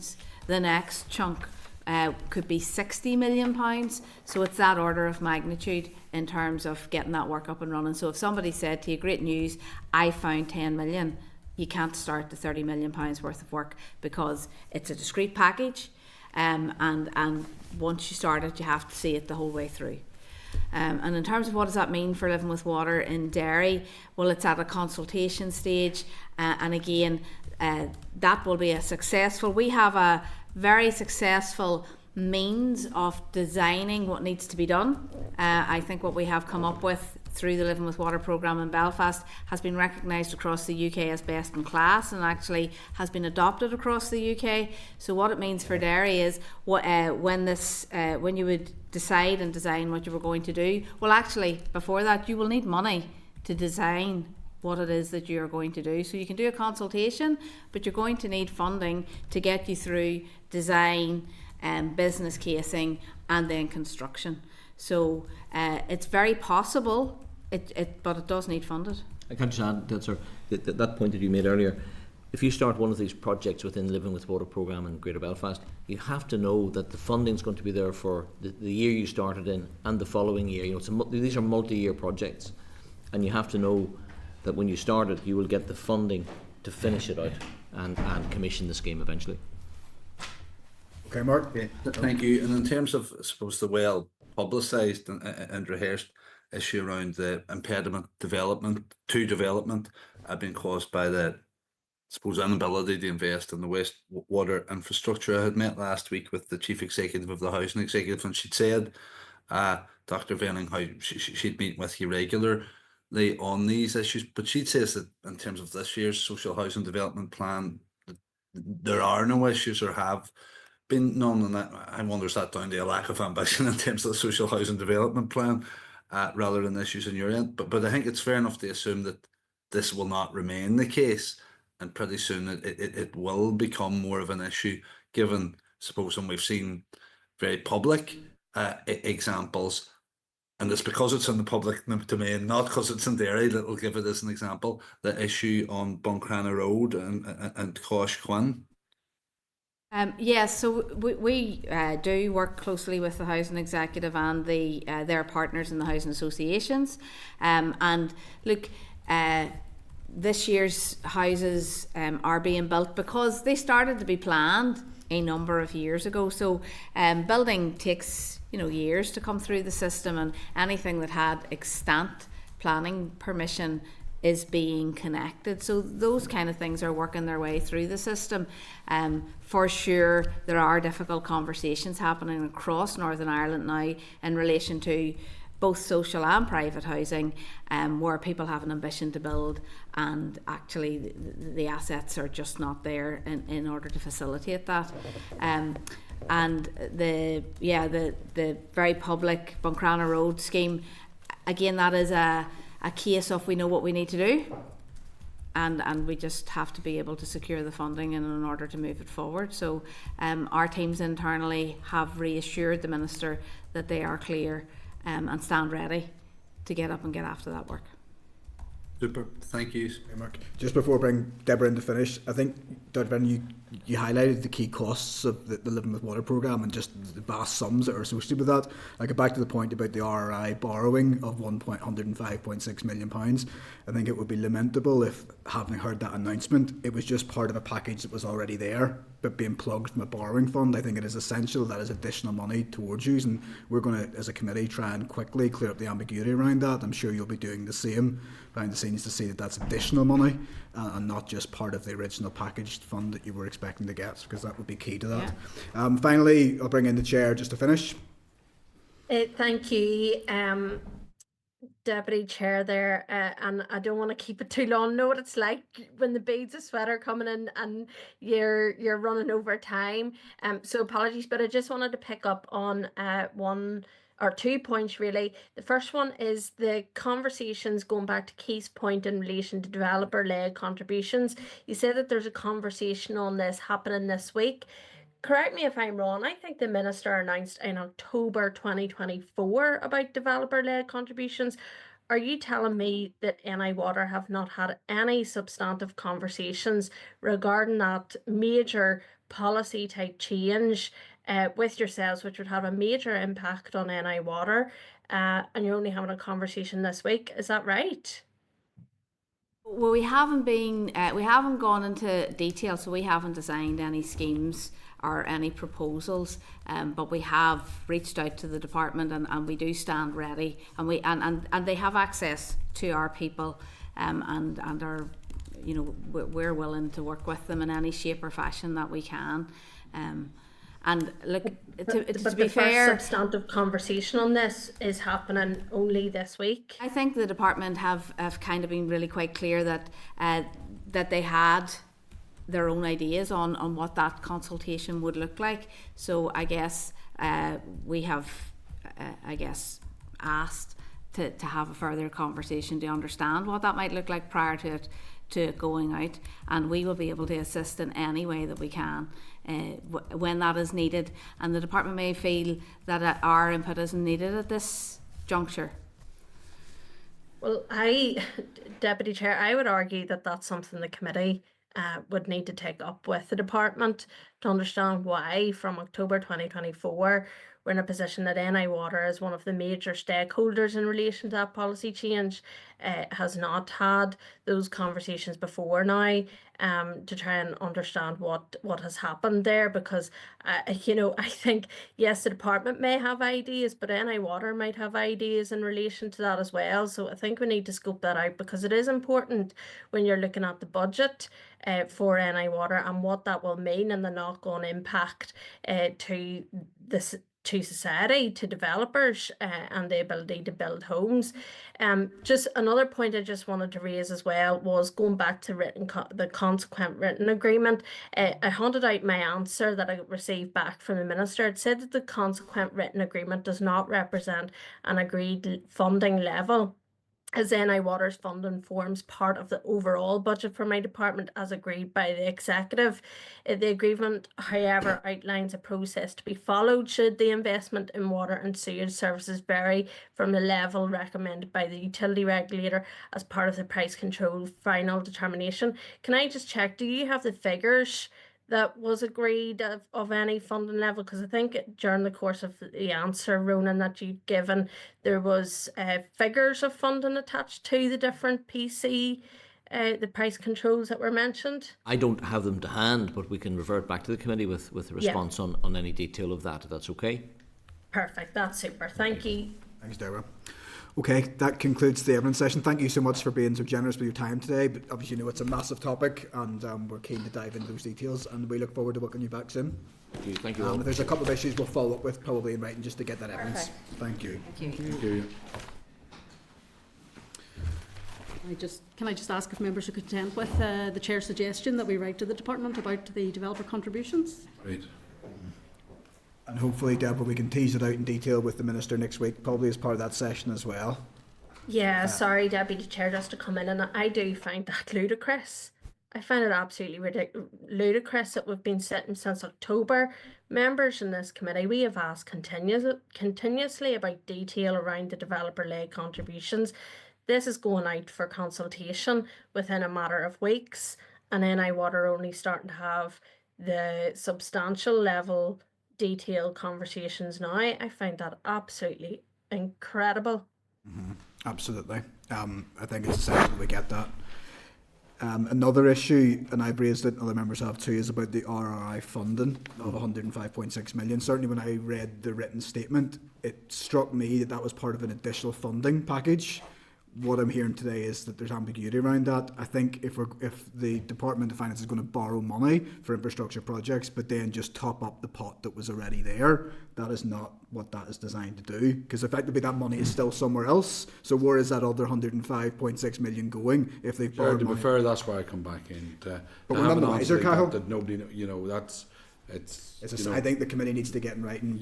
Is it like, new money? But it's shocking. It's like the chair raised the other point. If there's no communication about developer contributions, the £7 million the place is going to close down. Yes. Are we content though that we seek urgently the Department of Finance to clarify whether that borrowed money is additional money, or if it's not additional money? Yeah. Or what is it? But if there's obviously an extra 105 million being borrowed, so into the coffers. So if Department of Northern Ireland Water is not getting an extra 105, where is that 105 going within the departmental spend? And that's a fair point. It's not to put in more, it's to put in less. Okay. We'll check with the department. Sorry, Mark. It's not to put in more, it's to put in less. Yes. But it's surprising, Joe, you asked of NAW and they didn't know one way or another. Mm-hmm. Exactly. Besides the point you're asking me. Certainly you would have thought if you'd been earmarked for a massive influx of capital, you would have picked up that figure, wouldn't you? Picked it up. So we'll check, with the Department of Infrastructure. Is that right, Phil? Anything else that members wanted to seek in terms of written response from either NI Water or the department and arising from that? Unless East Belfast wants to say something, sure. I mean, no, we've had enough. You're in our mid-officer over then. It'd be good then to raising back on Deborah's point about the developer contribution. How many communications has been had with the department and NI Water? Yes. Back and forth, because they're the biggest stakeholder theoretically. Absolutely. Okay, members, I'm conscious of time and there are other Okay, so just I need to remind members that committee staff will prepare a draft summary of the issues identified in the course of the evidence on the department and Northern Ireland Water for consideration at its meeting on the 26th. And again, members are encouraged to highlight any issues arising from the evidence received to the clerk for it to be incorporated into that draft response. Subject to this being agreed, this will be forwarded to the committee for finance as part of its coordination across statutory committees around the draft budget for next year. Members happy with that? Sorry, if we could just have those responses ideally by the close of play on Friday, if that's possible. That's your homework. Okay, moving on. Yes, Johnny, we're going to hear from the on licensing regulations of wedding vehicles, Northern Ireland Wedding Vehicle Association.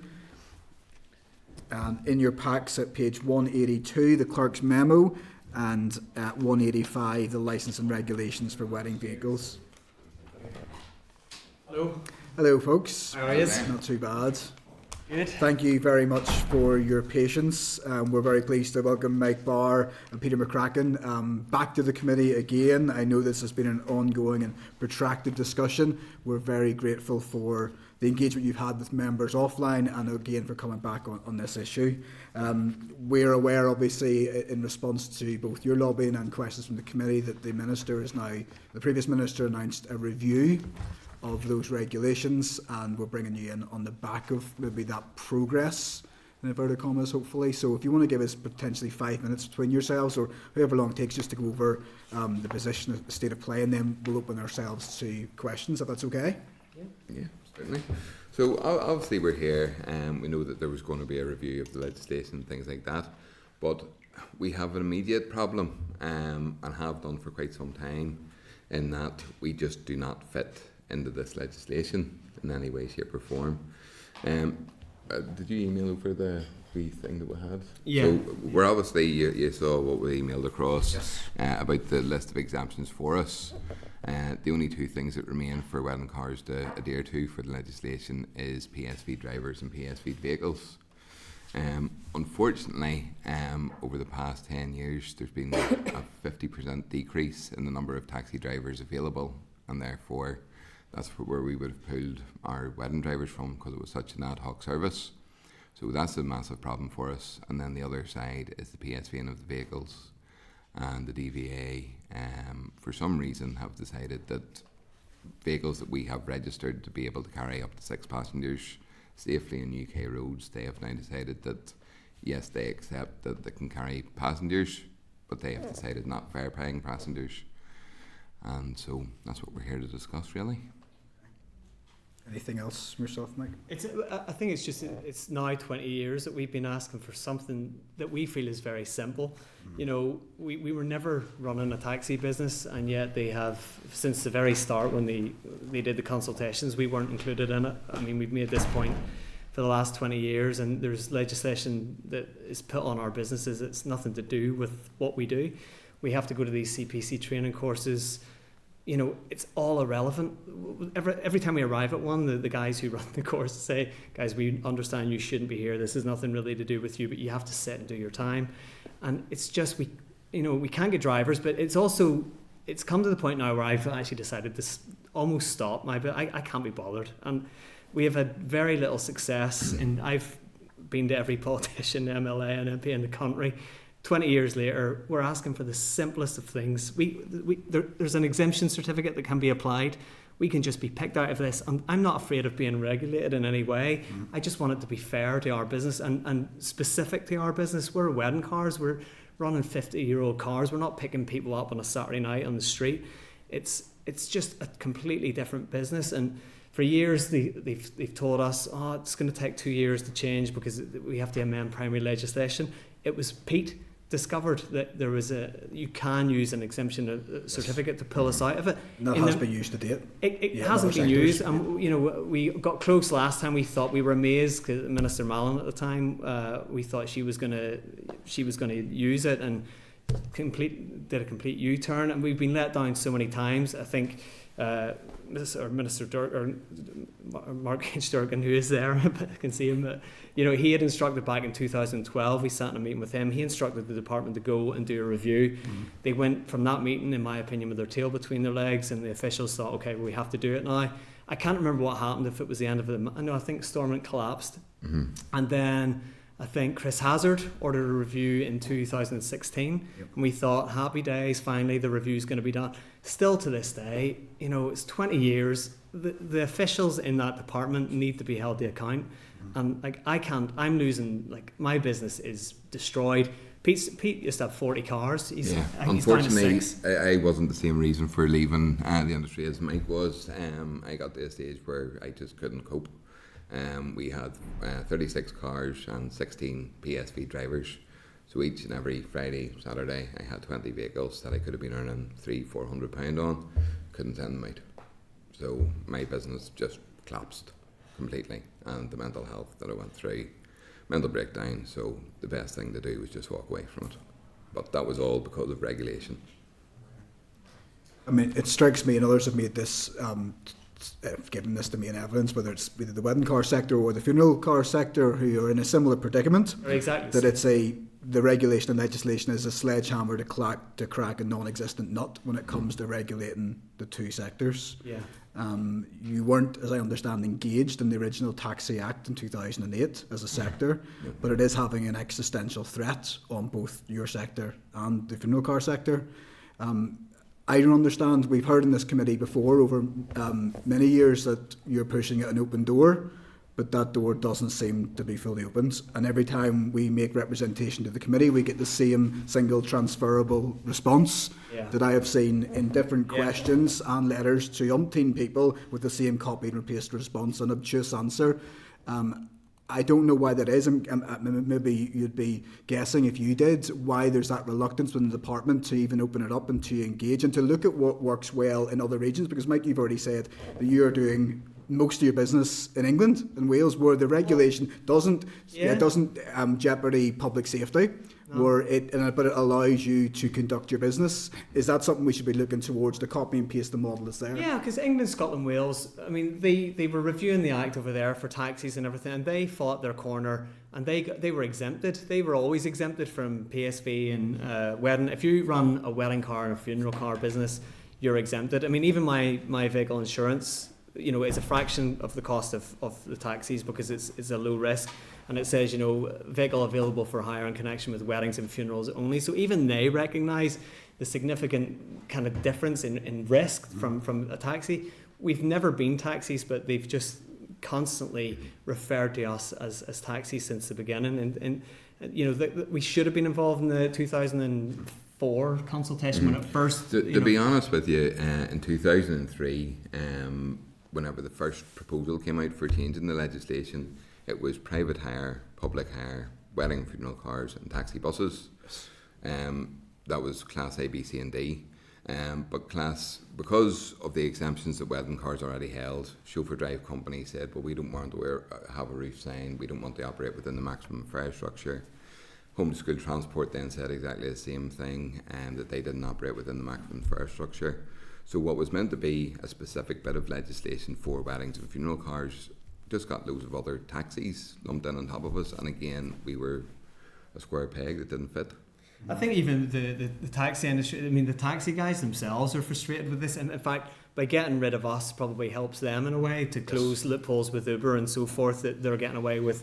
I don't know, there's something to do with taxi meters. I'm not here to represent the taxi guys in any way, because I feel, look, I want to make a distinction between what we're doing. But at the end of the day, since this legislation has been brought in 2014, there's been a decline of 48% in taxi numbers. Now, if you're bringing in legislation to improve safety, do you really think by cutting taxis in Belfast on a Saturday night out, if there's 48% less taxis, how is that making it safe for people to get home safely from a night out in town?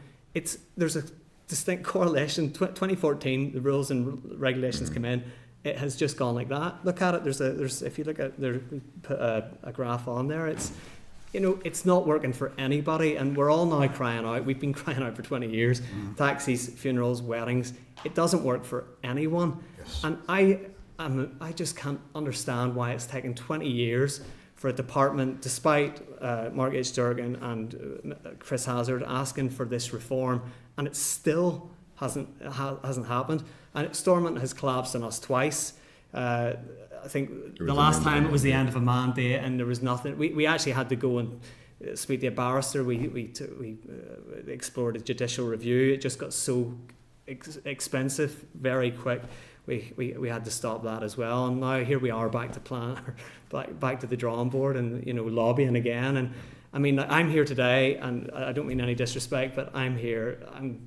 To me, what's the point? It's been 20 years. I've lost faith in everything in terms of mainly the department, and I just want them to be held to account, and I want them to be instructed to go and review this before my business is already failing, Pete's is failing, everyone else is going to suffer as well. The funeral guys are crying out.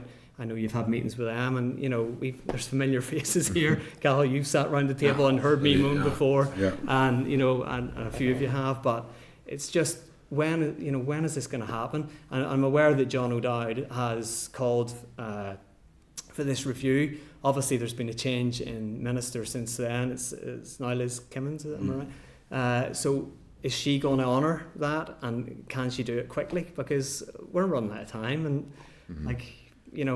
Well, it is the hope that kills you, I suppose, because you've been through so much with this, and that's the first point. Secondly, you're buoyed by the fact that every party consistently says they're on board with the changes, but when it comes to the departmental ministerial attempts to change it, nothing happens for whatever reason. So we absolutely need to see change. The minister is in next week in front of this committee, and I have no doubt that part of that will form some of the questions in terms of, first of all, the intent to continue with the review and to actually make something come of that. Before I pass to other members, so I'm keen to get, I know you've engaged regularly with the department, much to your frustration. Have you had any recent, no more? I mean, the points I'm sure have all been made, gents. So about the vehicles, I thought I would try my luck again with the vehicles. So these are basically kit converted vehicles. They're registered from the DVLA over in England. They go through an assessment to make sure that none of the chassis, the chassis, the brakes, the axles, the engine, the gearbox are all mechanically the same. What they have done whenever building this car is put a different body onto it. So it's like a car that has a body kit, what you would have seen back in the 90s, everybody up in Portrush. So basically they've done that. You're saying you're 80 back in the day. Back in the day. It's all fine. So they have then said that the car has significantly changed and is no longer fit to carry fare paying passengers. But they fully accept that it can carry non-fare paying passengers. Now, I have asked the question, what's the difference? Yes. And I have not got an answer for it. It was reviewed by Philip Gallagher. Let me check the names right there. Yes, Philip Gallagher, the new taxi policy head. And I just cannot understand, like, they agree with me and yet just put this policy into place, and the only thing that they have to say is that it's a devolved matter and they get to choose. Base your decision on something concrete, don't just base it on... Well, if the rationale for the regulations is public safety, then surely it should apply regardless, and that's clearly not the case. Well, I mean, if it's passenger safety, yes. Well, if it's safe to carry non-fare paying passengers, exactly, why not? It's safe to carry fare paying passengers. There's no difference. Yes. I think that's the frustration, Peter, is whether it's in written questions, oral questions, or letters to the department, we get the same single transferable coded response for year after year with no real willingness to even look at changing it or adapting it. So our hope, and I know you are exacerbated by this long protracted process, is that this review will actually come to something. And I can certainly speak for myself, and I'm sure for other members, that we are committed to seeing that change happen, because to me it certainly strikes as obvious common sense, and we cannot see sectors go out of business because of poorly drafted regulations that haven't got the flexibility to change when required to do so. I'm going to bring in the chair of the committee, Deborah, who's remote, and then on to Mark H. Durkin after that, before the members. Thank you, Deputy Chair, and thank you to the two gentlemen that have joined us today. I'm sorry that I'm not in person with you, but we do appreciate your time. And I suppose just to say, the committee has been asking about this since we got back up and running again. And I suppose that there was a bit of a U-turn again with the Minister, and the review was then they said that they would do a review on it. So I suppose as well from a committee perspective, we can't promise anything in relation to it, but we are certainly taking a look at it, and we have had some meeting and representations from the sector. So today is really important to hear from yourselves. We also have to look at it from a safety perspective from the committee as well, in terms of road safety and all of that as well. So some of my questions will point towards that. But I just wanted to check in terms of yourselves. So the Wedding Vehicle Association indicated that no car operator was invited to make representations regarding the Taxi Act before it was enacted. So I just wanted to check, at what point did the industry become aware of the legislation, and then also the potential impact on the industry? Obviously, I'm new to this committee, so I just need to understand from that perspective. So we were initially invited back in 2003, whenever the draft proposal came out. We were invited to make representations of that, and we spoke about the needs of our industry and paired up with the funeral guys back then as well.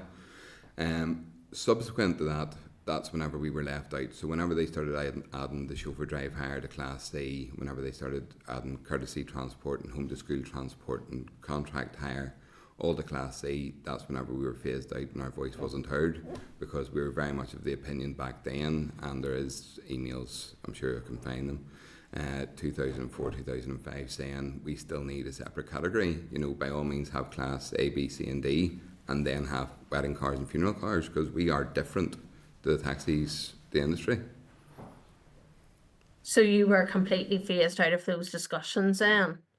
And there was a point in the legislation where the legislation actually stated that wedding cars must put a taxi sign on the roof, and it was us that had to point that out, guys. We can't put a taxi sign on the roof of a wedding car. That's how they totally bypassed. They just bunched us in with taxis. They didn't take consideration to the individual needs of wedding and funeral guys at that time, and here we are. We're still they've tried to do their best to obviously make amendments here and there to exempt us from certain things, but it's not an act that's fit for purpose, and it's certainly not for wedding and funeral cars. Yeah, so then in terms of, obviously I touched there on road safety, and how would the industry respond to the argument that the requirements on wedding cars have an important safety element, and how would the industry ensure that safety remains paramount if it were to be exempted from the identified licensing and testing requirements? I think the MOT, is the MOT and the PSV are exactly the same test, except for the fact that the PSV test checks your insurance and they check that you've got a fire extinguisher. You do pay about £100 extra for the privilege of the PSV, mind you, and when you've 14 or 15 vehicles, that adds up quite a bit. But yeah, the MOT, in England, Scotland, Wales, even historic vehicles are okay to do weddings, and historic vehicles, as has been introduced in Northern Ireland, if you've anything over 40 years of age, you no longer even need to MOT it. So I think by keeping the MOT in place, absolutely, that should be mandatory to keep an MOT in place for the vehicles. We're not against regulation, we just want it to be proportionate. In terms of the drivers, instead of sending our drivers to do these written tests, theory tests, driving tests, CPC training, we were okay at the start where you applied for your PSV, you got your access NI check, and that was, show that your driver is of good repute. That was enough, and they got their license, and that's what we would like to get back to. Again, regulation if it's fair, but we're not even looking for a free pass. England, Scotland, Wales, they're exempt from everything they have. It's easy to do weddings over there. Ideally, yeah, that'd be great, but we're not against regulation, is what I'm trying to say. If I could also add to that, back in 2014, whenever they introduced the training for PSVs for drivers, it was to improve the image of the industry and safety of the industry. Back then, whenever we were using Facebook, we had 5-star reviews across our entire service. Wedding cars never had a problem with safety, never had a problem with image, never had a problem with standards. So again, we were just lumped in with an industry that we were a part of because of legislation. I contacted the department. I had asked at the time the officials if there was any data or any figures that suggest, accident rates or anything with wedding cars, or any, information to prove that they were unsafe or they needed regulation, and they were unable to provide me with anything. There's no basis for doing this. All they've done basically is destroyed our businesses. Yeah, so you've more or less answered my next question that I was gonna ask you was, around that. But if the department comes back and says, look, training is still needed, it's a safety aspect for the road, what compromise do you see as being workable? Is it going back to that previous arrangement that was in place? Is that the only arrangement that you see that will be the best solution for your industry? Yeah, and access and I check. Listen, if I take a driver on, I'll take them out of the car. I'll assess their driving. For example, I said this in the last meeting as well, but I took a guy out once who had a taxi license. On paper, he was perfect because he has a license. He couldn't drive the car to save his life. I had a wedding for him the next day. I was desperate for a guy, and he had the license, so I thought, okay, I can send him out. I took him out, he couldn't hill start, he conked out, he was hitting the wheels off he was awful. So just by having this license does not make you a good driver. Some of my cars are worth quite a bit of money, Pete's are as well. I don't want anybody just going out and having a jolly, you've got a license, perfect, away you go. I'll take them out for a half an hour to an hour drive, and I'll assess their driving. And if I don't think they're good enough, which in that case I did not, there has to be some onus on business owners and some responsibility. These regulations sorry for interrupting you. I appreciate that, and I'm just playing devil's advocate here in relation to this, but you're doing it right. So you might be looking at it from a perspective of road safety and things like that. There may be, and I'm not saying that this is a case, but I'm just playing devil's advocate here. There may be some who may think, look, I'm under pressure, I need drivers, and I'll, on paper this guy looks great, I'll just get him in. Okay. And so there has to be some level of making sure that it is safe, because you are carrying passengers. I'm sure you agree with that. Yeah. So it's that level of accountability, if you get my drift. Well, I mean, you would obviously it's how you make sure it's, and as I say, I'm not I understand. I'm not saying that, but I just want to scope it out from that perspective. You would have to check. I mean, obviously there should be a check that they have clean licenses. But on the flip side of that, the CPC course, who's to say that's to make you a better driver? Because I've been to a bunch of them. Let me tell you, it's not relevant in the slightest. I had one driver go, and I said this in the last meeting as well. He went to one of the courses, and the guy spent about 30 minutes saying, I know you don't want to be here, guys, and had a laugh and went over a few things for 35 minutes. Then he stuck on an adult film and showed it to everybody. An adult film, pornographic, I don't know. And my driver at the time, Christian Straightley, he was horrified. He wrote to Nicola Mallon, and I don't even think he got a response from that. So who's to say the CPC's making any difference? It's not. I can tell you firsthand, my kids could sit in that and learn absolutely nothing. It's like if you need a lesson on how to get a disabled person in a wedding car, there's something wrong with it. It's just a waste of time. I'm telling you now, if you sat through one yourself, you would know. It's just it's a tick box exercise to make, to look good on paper. It provides no benefit to any of my drivers, I'll tell you now. I would agree. I do think there needs to be some onus placed on a wedding car operator. It's a small place over here. People are very vocal on Facebook and Google about reviews and things like that. So you need to do a good job for the sake of your own business. But as well as that, as Mike's rightly said, we've got expensive vehicles. We don't want anybody using them. I've got the thing in my insurance to say that nobody can drive. They have to be between the ages of 25 and 70 and have less than 3 points on their licence with no accidents in the last 5 years. So, I mean, that's something I got put onto my insurance so that it was a good quality of driver that I was getting. I think that's in all insurance, though. You have to be over 25. That's one of the stipulations on classic car and wedding car policies. Well, it certainly is on mine as well.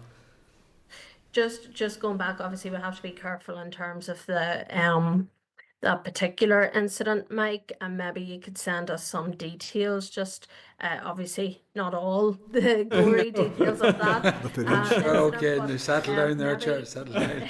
I know you're being remote there. it's just, it's a very serious allegation. Yeah. That is the case. Money's already and written, happening in and relation to the training. So I think as a committee, yeah. you know, we might want to just highlight that to the department to check what the scenario was. But that seems like a very serious allegation. That's all I want to say on that. It's all right. Thank you, Deborah. Chair Mark, you wish to come in? Thank you, Chair, and thanks to the gents for coming in. I suppose as wedding car drivers, you're no strangers to being kept waiting. But I mean, to be waiting this long for something as Oh, simple. you're waiting all day for that, Mark, but hey. For Hey, boy. something as simple, or apparently simple, as what you're seeking is absolutely ridiculous. And I think it's a source of great shame to, I think, us collectively as an assembly, as a former minister, and you've alluded to it, and I'll be able to bring a wee bit to that, I suppose, by way of insight as well, not excuse, insight into why I think this is taking so long, and I think it's fair enough to assume at this point that there's some deep-rooted reluctance within the department to allow the Pandora's box of the Taxi Act to be opened again. Now, when I've made this point previously at a meeting, and that was like, when I came into the ministry, it was kind of like pass the parcel and the music stopped, and I was holding the taxi legislation that had been passed many years before in 2008. And it was a case that for any review to be carried out, the legislation had to be enacted in full. So we had to proceed with that, as imperfect as it was.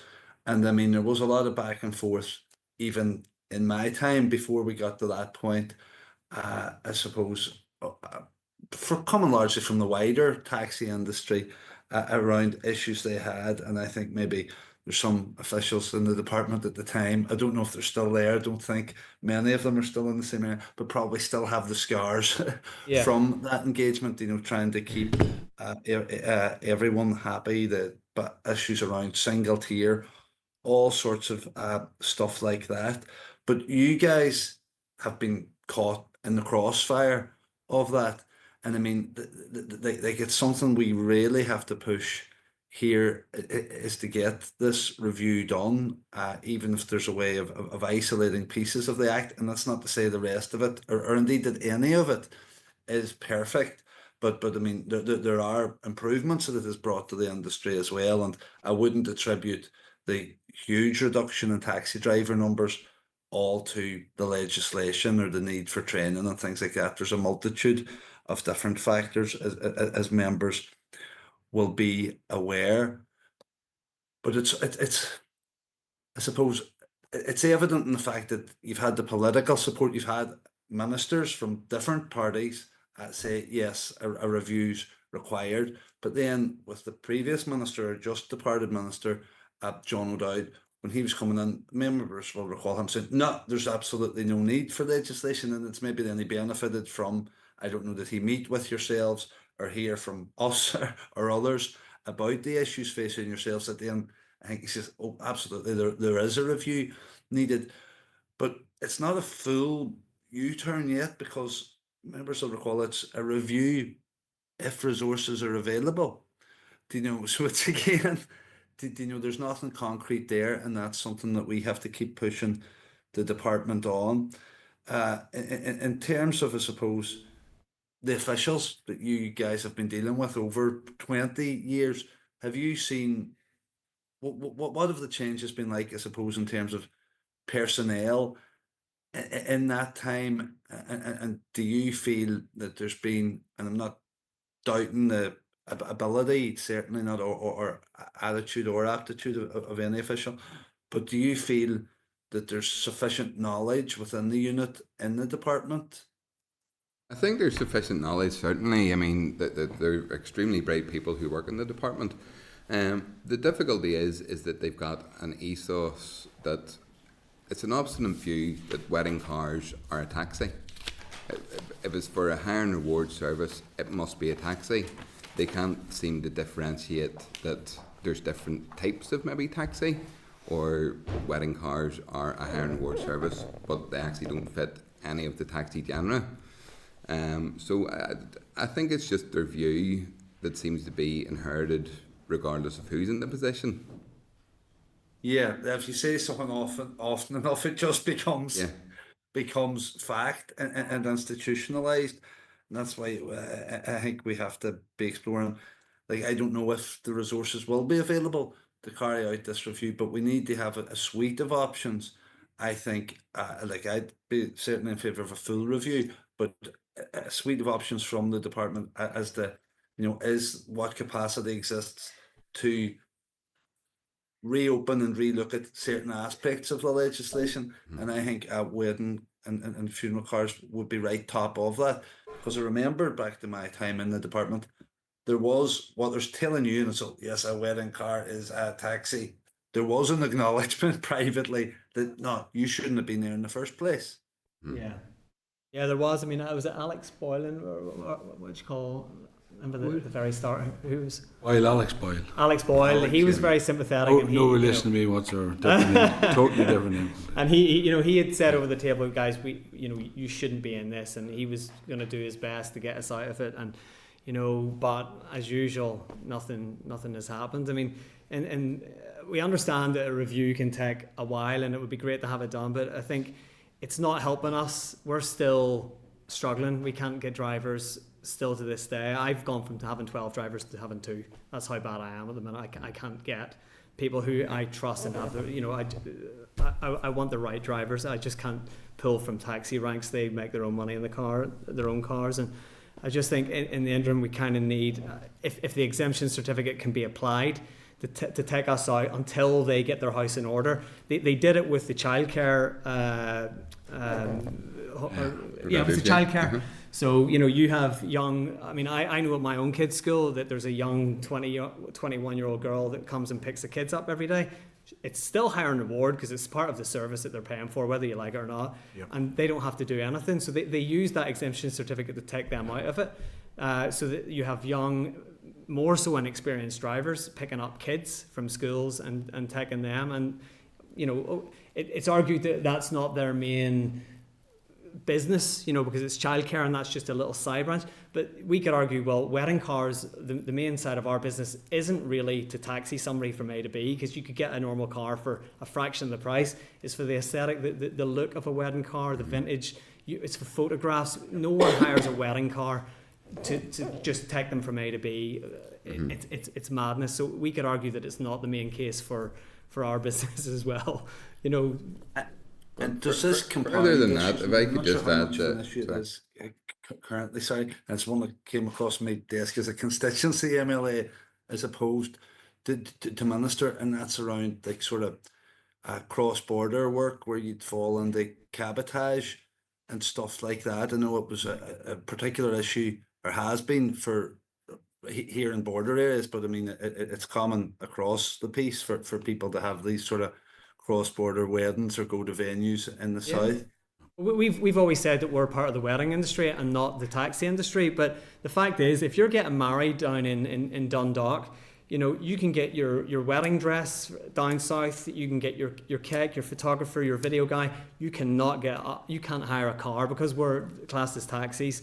We can't go down south and do a wedding. We can pick up in the north, take to the south, and vice versa. But no one, and I've more alternative cars, very unique cars, and that aren't available anywhere else. And I got a request yesterday from somebody in Dublin, and I can't do it because, even though I'm the only person in the island of Ireland that can do, or that has that car, so they can get every other aspect of their wedding or from suppliers up north, except for the cars, because we're bunched in. And the guys down south are not happy either. I speaking to one of them the other day, and they're struggling. Their regulation is no better than ours. Mm-hmm. I don't know the total ins and outs of it, but he was fairly vocal on the phone with me the other day about how difficult it was.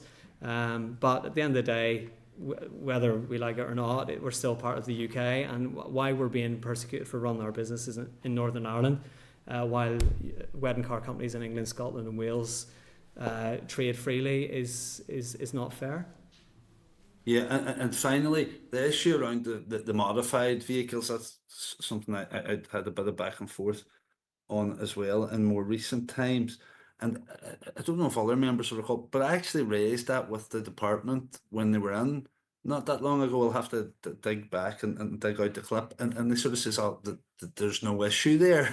You know, they didn't recognise it as an issue and sort of looked at me with a blank expression. I think To be honest with you, I don't think they do have an issue with it. It's very black and white to them. But whenever you ask them, they cannot give you a clear-cut, definitive answer as to why they have made this decision. Harry Fitzpatrick, he told me he couldn't stand over an IVA because he doesn't know how it would act in an event of an accident. And as I said to him, I said, well, like, testing conditions aren't road conditions. Like, you have no idea if you have a front-on collision with a car, what happens if the truck wheel drives over you? You know, it's not tested in every scenario. So I don't think he's got an argument there. Okay, no, thank you. That's Okay, Mark, thank you. Before bringing Peter Cahill, just wants to make a quick point before he leaves. Quickly, Chair, unfortunately I have to go now, but listen, whatever, I've had minutes to chat with Mike, so whatever we can do. I think there is something there we can work on, and I know members asked about the review of the legislation, but I think there's all alternatives there that has been mentioned before, so I'm happy enough to support whatever the committee decide, but I'm in support of bringing something forward. Okay. Thank you. Peter? Thank you, Deputy Chair. I suppose I'd like to know how many companies and I suppose drivers does this impact upon, firstly, and then secondly, just touching on what Cahill said, what are the alternative arrangements that maybe could be considered to try to crack this? So I guess in terms of company, number of companies over here, there would be less than 50 wedding cars operators across the entire of Northern Ireland. As for drivers and fleet sizes, I don't have that information readily available. But your average fleet would be about 8 to 10 cars. So you'd be maybe talking between 400 and 500 vehicles, depending on plus the the funeral guys as well. Yes, they're in exactly the same boat as us. We just don't seem to work very well together. We have had meetings together, but they I know they've been up in front of you as well. But we've tried to involve them as well because we're obviously stronger in numbers. But so you have to account for all the funeral companies over here because all of them have cars and are facing the same problems as us. Mm-hmm. And what would be those alternatives? So you've got a couple of different options to explore. The easiest one is within the legislation as it currently stands. It's called a certificate of exemption. So they can use that to remove us from the legislation altogether. But there's also other options to amend the legislation. Like I had identified there. Where did you got it there? So yeah. If we were exempt, so we're already exempted from a whole list of things within the legislation that stands. If they also exempted us from Section 7.2 of the taxi licence and regulations, we would get our cars PSV, these kit cars through PSV. If they exempted us from Section 4 and Parts 1 and 2 of the taxi driver licences regulations, it would remove the need for us to get our drivers tested. And I mean, the test itself, you know, the document that the DPA give you says how to be a taxi driver. There's not a single mention of wedding cars within it at all. Sure. A lot of us haven't researched this, have heard this evidence before, and I know you have waxed lyrical in this, and it is, as I say before, exacerbating. But as a committee, hopefully it's come across that we are incredibly sympathetic, and we also want to play a constructive role to see this change. It is a unique set of circumstances that both you and the funeral car providers find themselves in, and I think a targeted piece of maybe evidence from the departmental officials regarding this would be a good starting point to find out where we can go with this. Secondly, we have the Minister up in front of us next week. We need to find out what the caveat of resource dependent means with the reviews. We need to make sure that is actually going to happen within the current financial year to make sure that the ball gets rolling in this. But as I say, we are incredibly sympathetic, and you've given us some paths to that, whether it be the exemption or the amending of legislation. It shouldn't be that difficult to overcome. Before we finish, just want to bring in Keith. I just want to quickly recap, gentlemen. I've read different bits of this stuff. So there's two things in layman's or layperson's term you usually have to do. You have to do a TDL and it's PSV of the vehicle. Right. So you made the point, but you took the gentleman out to do a bit of to see what way he could drive. So if you were talking to the department now, park the PSV bit, what would you say to the department about the TDL bit? So this individual obviously has a standard driving licence, right? So if you went back to pre-2013, somebody driving your wedding car, am I correct, just had a driving licence? No. We've always, from 1967, wedding cars have appeared in the legislation. So you've always had to have a PSV licence. Okay. The main difference is that it used to be an application process. You got your access and your medical done, and you got granted your licence. Whereas now there is, I think it costs about £500-600. You go to the training course with the videos. We'll leave that there. Yes. So and you have to pass tests and things like that to get your TDL now as well. Okay, so your theory would be saying go back to that in simple the language, access NI or the exemption certificate. I mean, the exemption certificate would certainly be amazing, but again, we want to kind of, we're not against regulation, so we would be open. We'd be happy to go back to the way it was, where drivers are checked, access NI and a medical. Yeah, because that was already in place, so that might be the easiest option for the officials to revert back to that.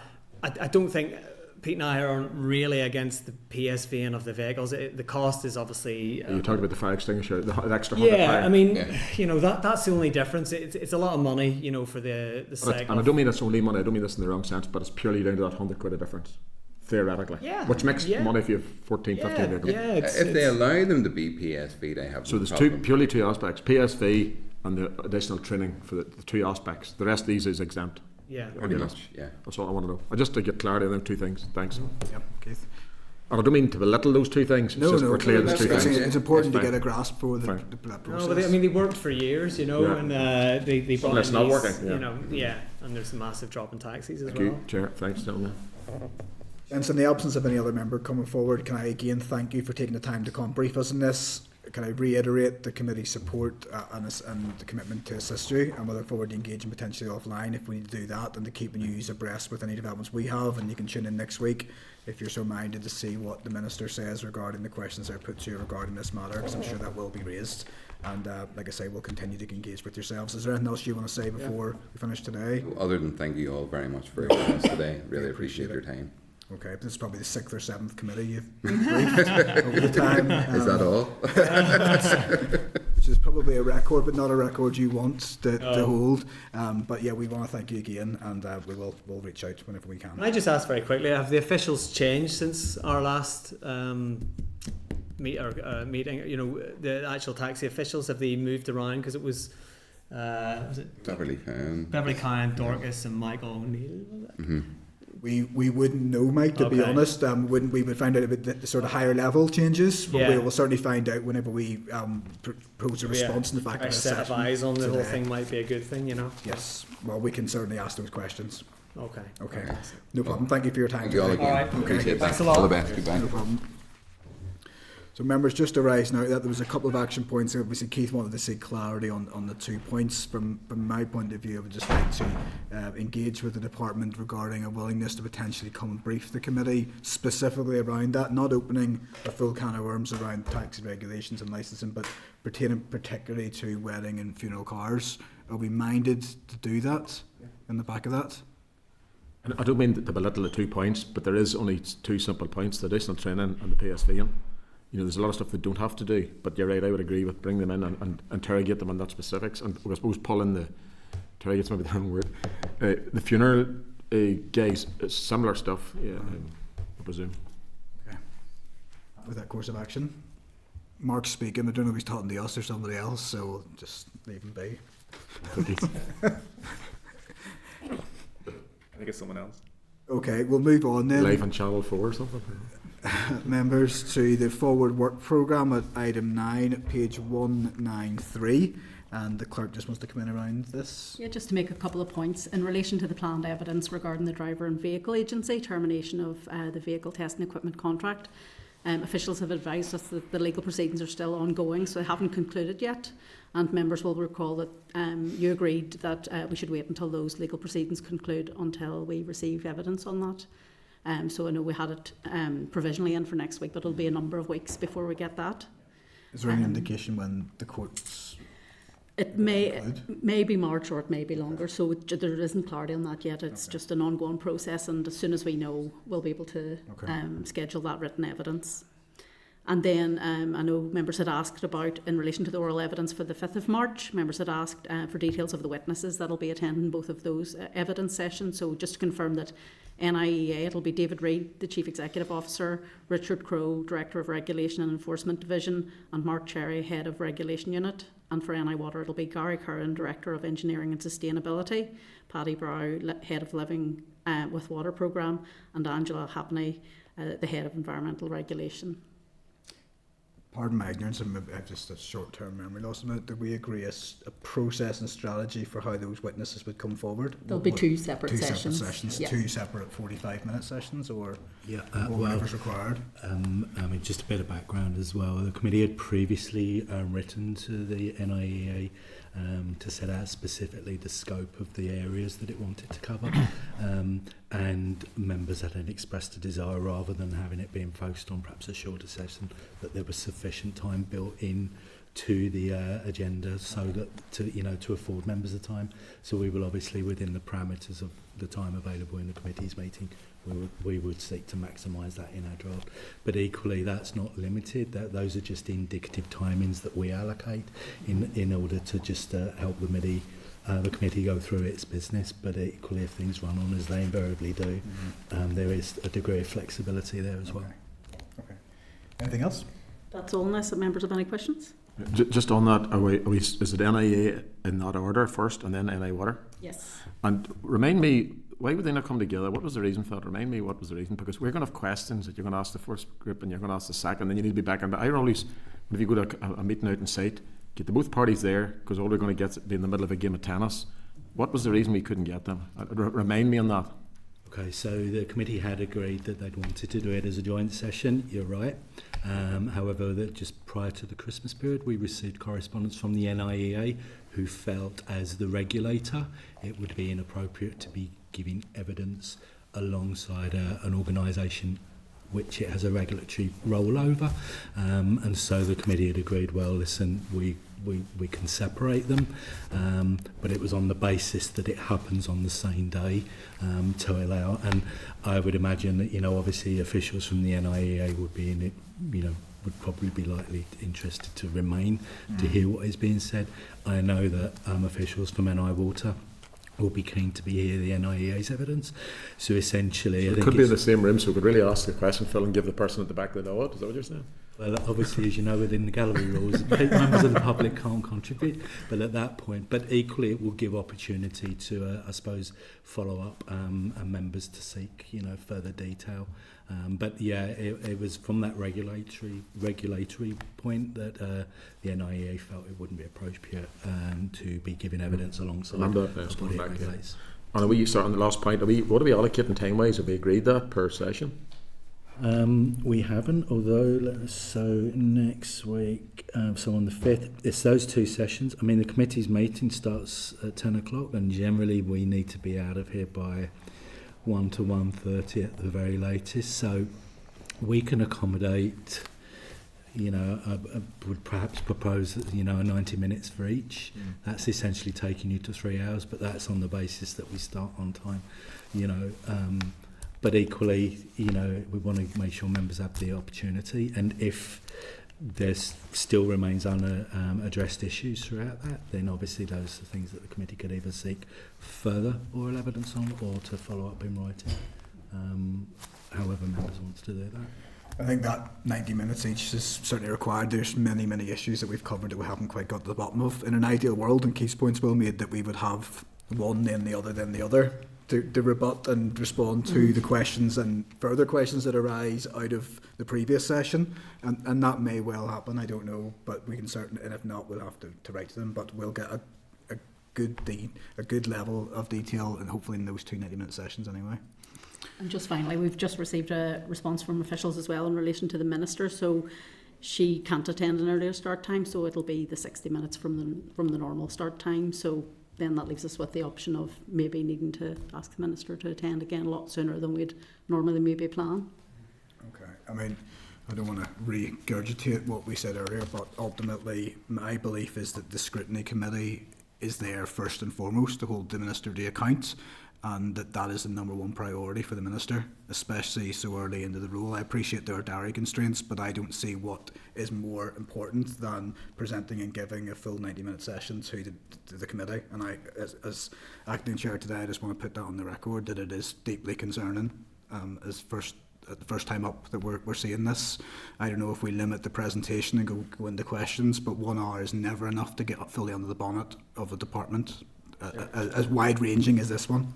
When did we last have the former minister in?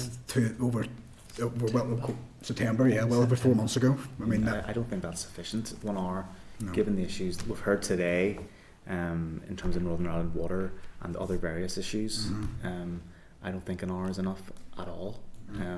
We've still, as Peter seen previous examples where ministers have been in and even 90 minutes hasn't been long enough, and they've been requested to stay, and some have stayed and some haven't, and come under criticism for not staying. So in my experience, limited as it may be, I have seen that 1 hour is never enough, and I would be asked is whatever can be done to extend it to the committee's wishes. Sorry, Keith. So had we originally requested an hour and a half, or what was the time allocation? Because has the Minister cut back the time? Yes, from 90 so minutes it's not to a diary commitment. It's us losing half an hour. It's different if we asked her to come in next week off the bat today and a new request, and she only had 20 minutes, fair enough.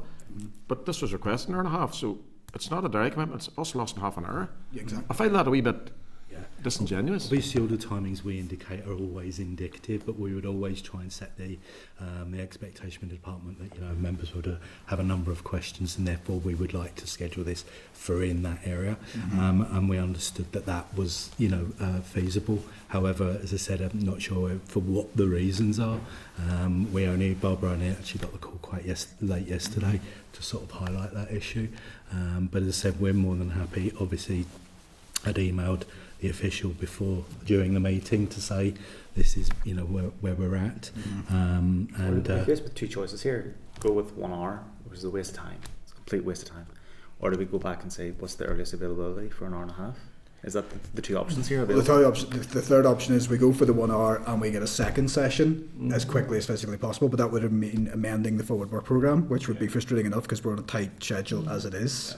But I'll make the point as well, the Chief Executive and her team from Northern Ireland Water were in the game today for in excess of 90 minutes. They gave us well in excess of 90 minutes 6 weeks ago, which is earlier than the Minister's been in. I just think it's a bit of a snub towards the Scrutiny Committee that we don't have the Minister given the full 90-minute allocation. Sorry, Andrew. Sure, no, I sort of agree with all points being made. I suppose my concern would be by rescheduling the hour that we do have, or whatever, are we cutting off our nose to spite our face, if that makes sense? And I do think the option 3 is, I think we need to see the Minister, given it's a new Minister, as soon as possible.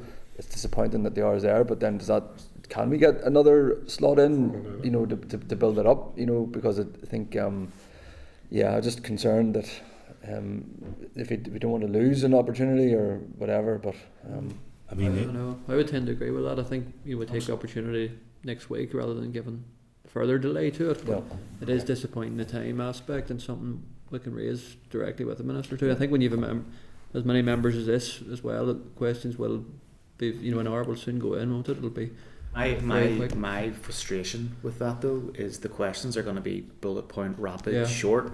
The answers are going to be bullet point rapid, or short. not. It's not going to be it's not adequate. There's no doubt a great about it. conversation between us. It's going to be rushed. Everything's going to be rushed. You're right, Pierce. Far from perfect. Certainly going forward, though, to make a mark of this committee, I would ask that the officials, on behalf of the Minister, block out whenever that next diary is, the diary entry is for this committee to hear from the Minister, a full block of that morning. And if it has to exceed 90 minutes, it has to exceed 90 minutes because all members are entitled to ask their questions. This is a department that has such wide-ranging responsibilities and so many key issues that we really need longer than 1 hour. And hopefully that can be passed back. I think I'm speaking for everybody in that respect. So Just to sum up what's been said, we will continue with the 1 hour. We will request then for a second session as early as physically possible, and we will squeeze it into our forward work programme. And Chair, the officials have indicated that if the committee are formally requesting that, if we could perhaps get a formal agreement that the committee is to formally request in a second session, and then we can, obviously that gives us that impetus to go out to officials to say this has been an agreed position from the committee. Okay. No preambles, Keith. You'll remember. Just to conclude on the forward work programme, members, just need to seek agreement to proceed with the evidence sessions as set out in the draft forward work programme and reflect any decisions taken today, especially on the back of that. Okay. Number 10 is any other business. Do members have anything pertaining to the committee department? It's not any other business, Chair. Could I request that, if you don't mind, that we get a copy of what was sent to NI Water and NIA about what we're going to discuss next week, just to get a reminder of the points, so we get a bit of good questions in our head, you know. That's 2 weeks too. Or sorry, apologies, 2 weeks. Yeah. Just gives you a bit of time to do it, you know. Yeah. It's just so. Absolutely, no problem. Just to remind us, that's all. No other. No problem. Okay, then finally the date and time of next meeting is 10 a.m. Wednesday 26th of February in this room at 10 a.m. Thank you, Chair. That concludes the meeting. Thank you very much, everyone. Thank you. Committee Room 29. Sound.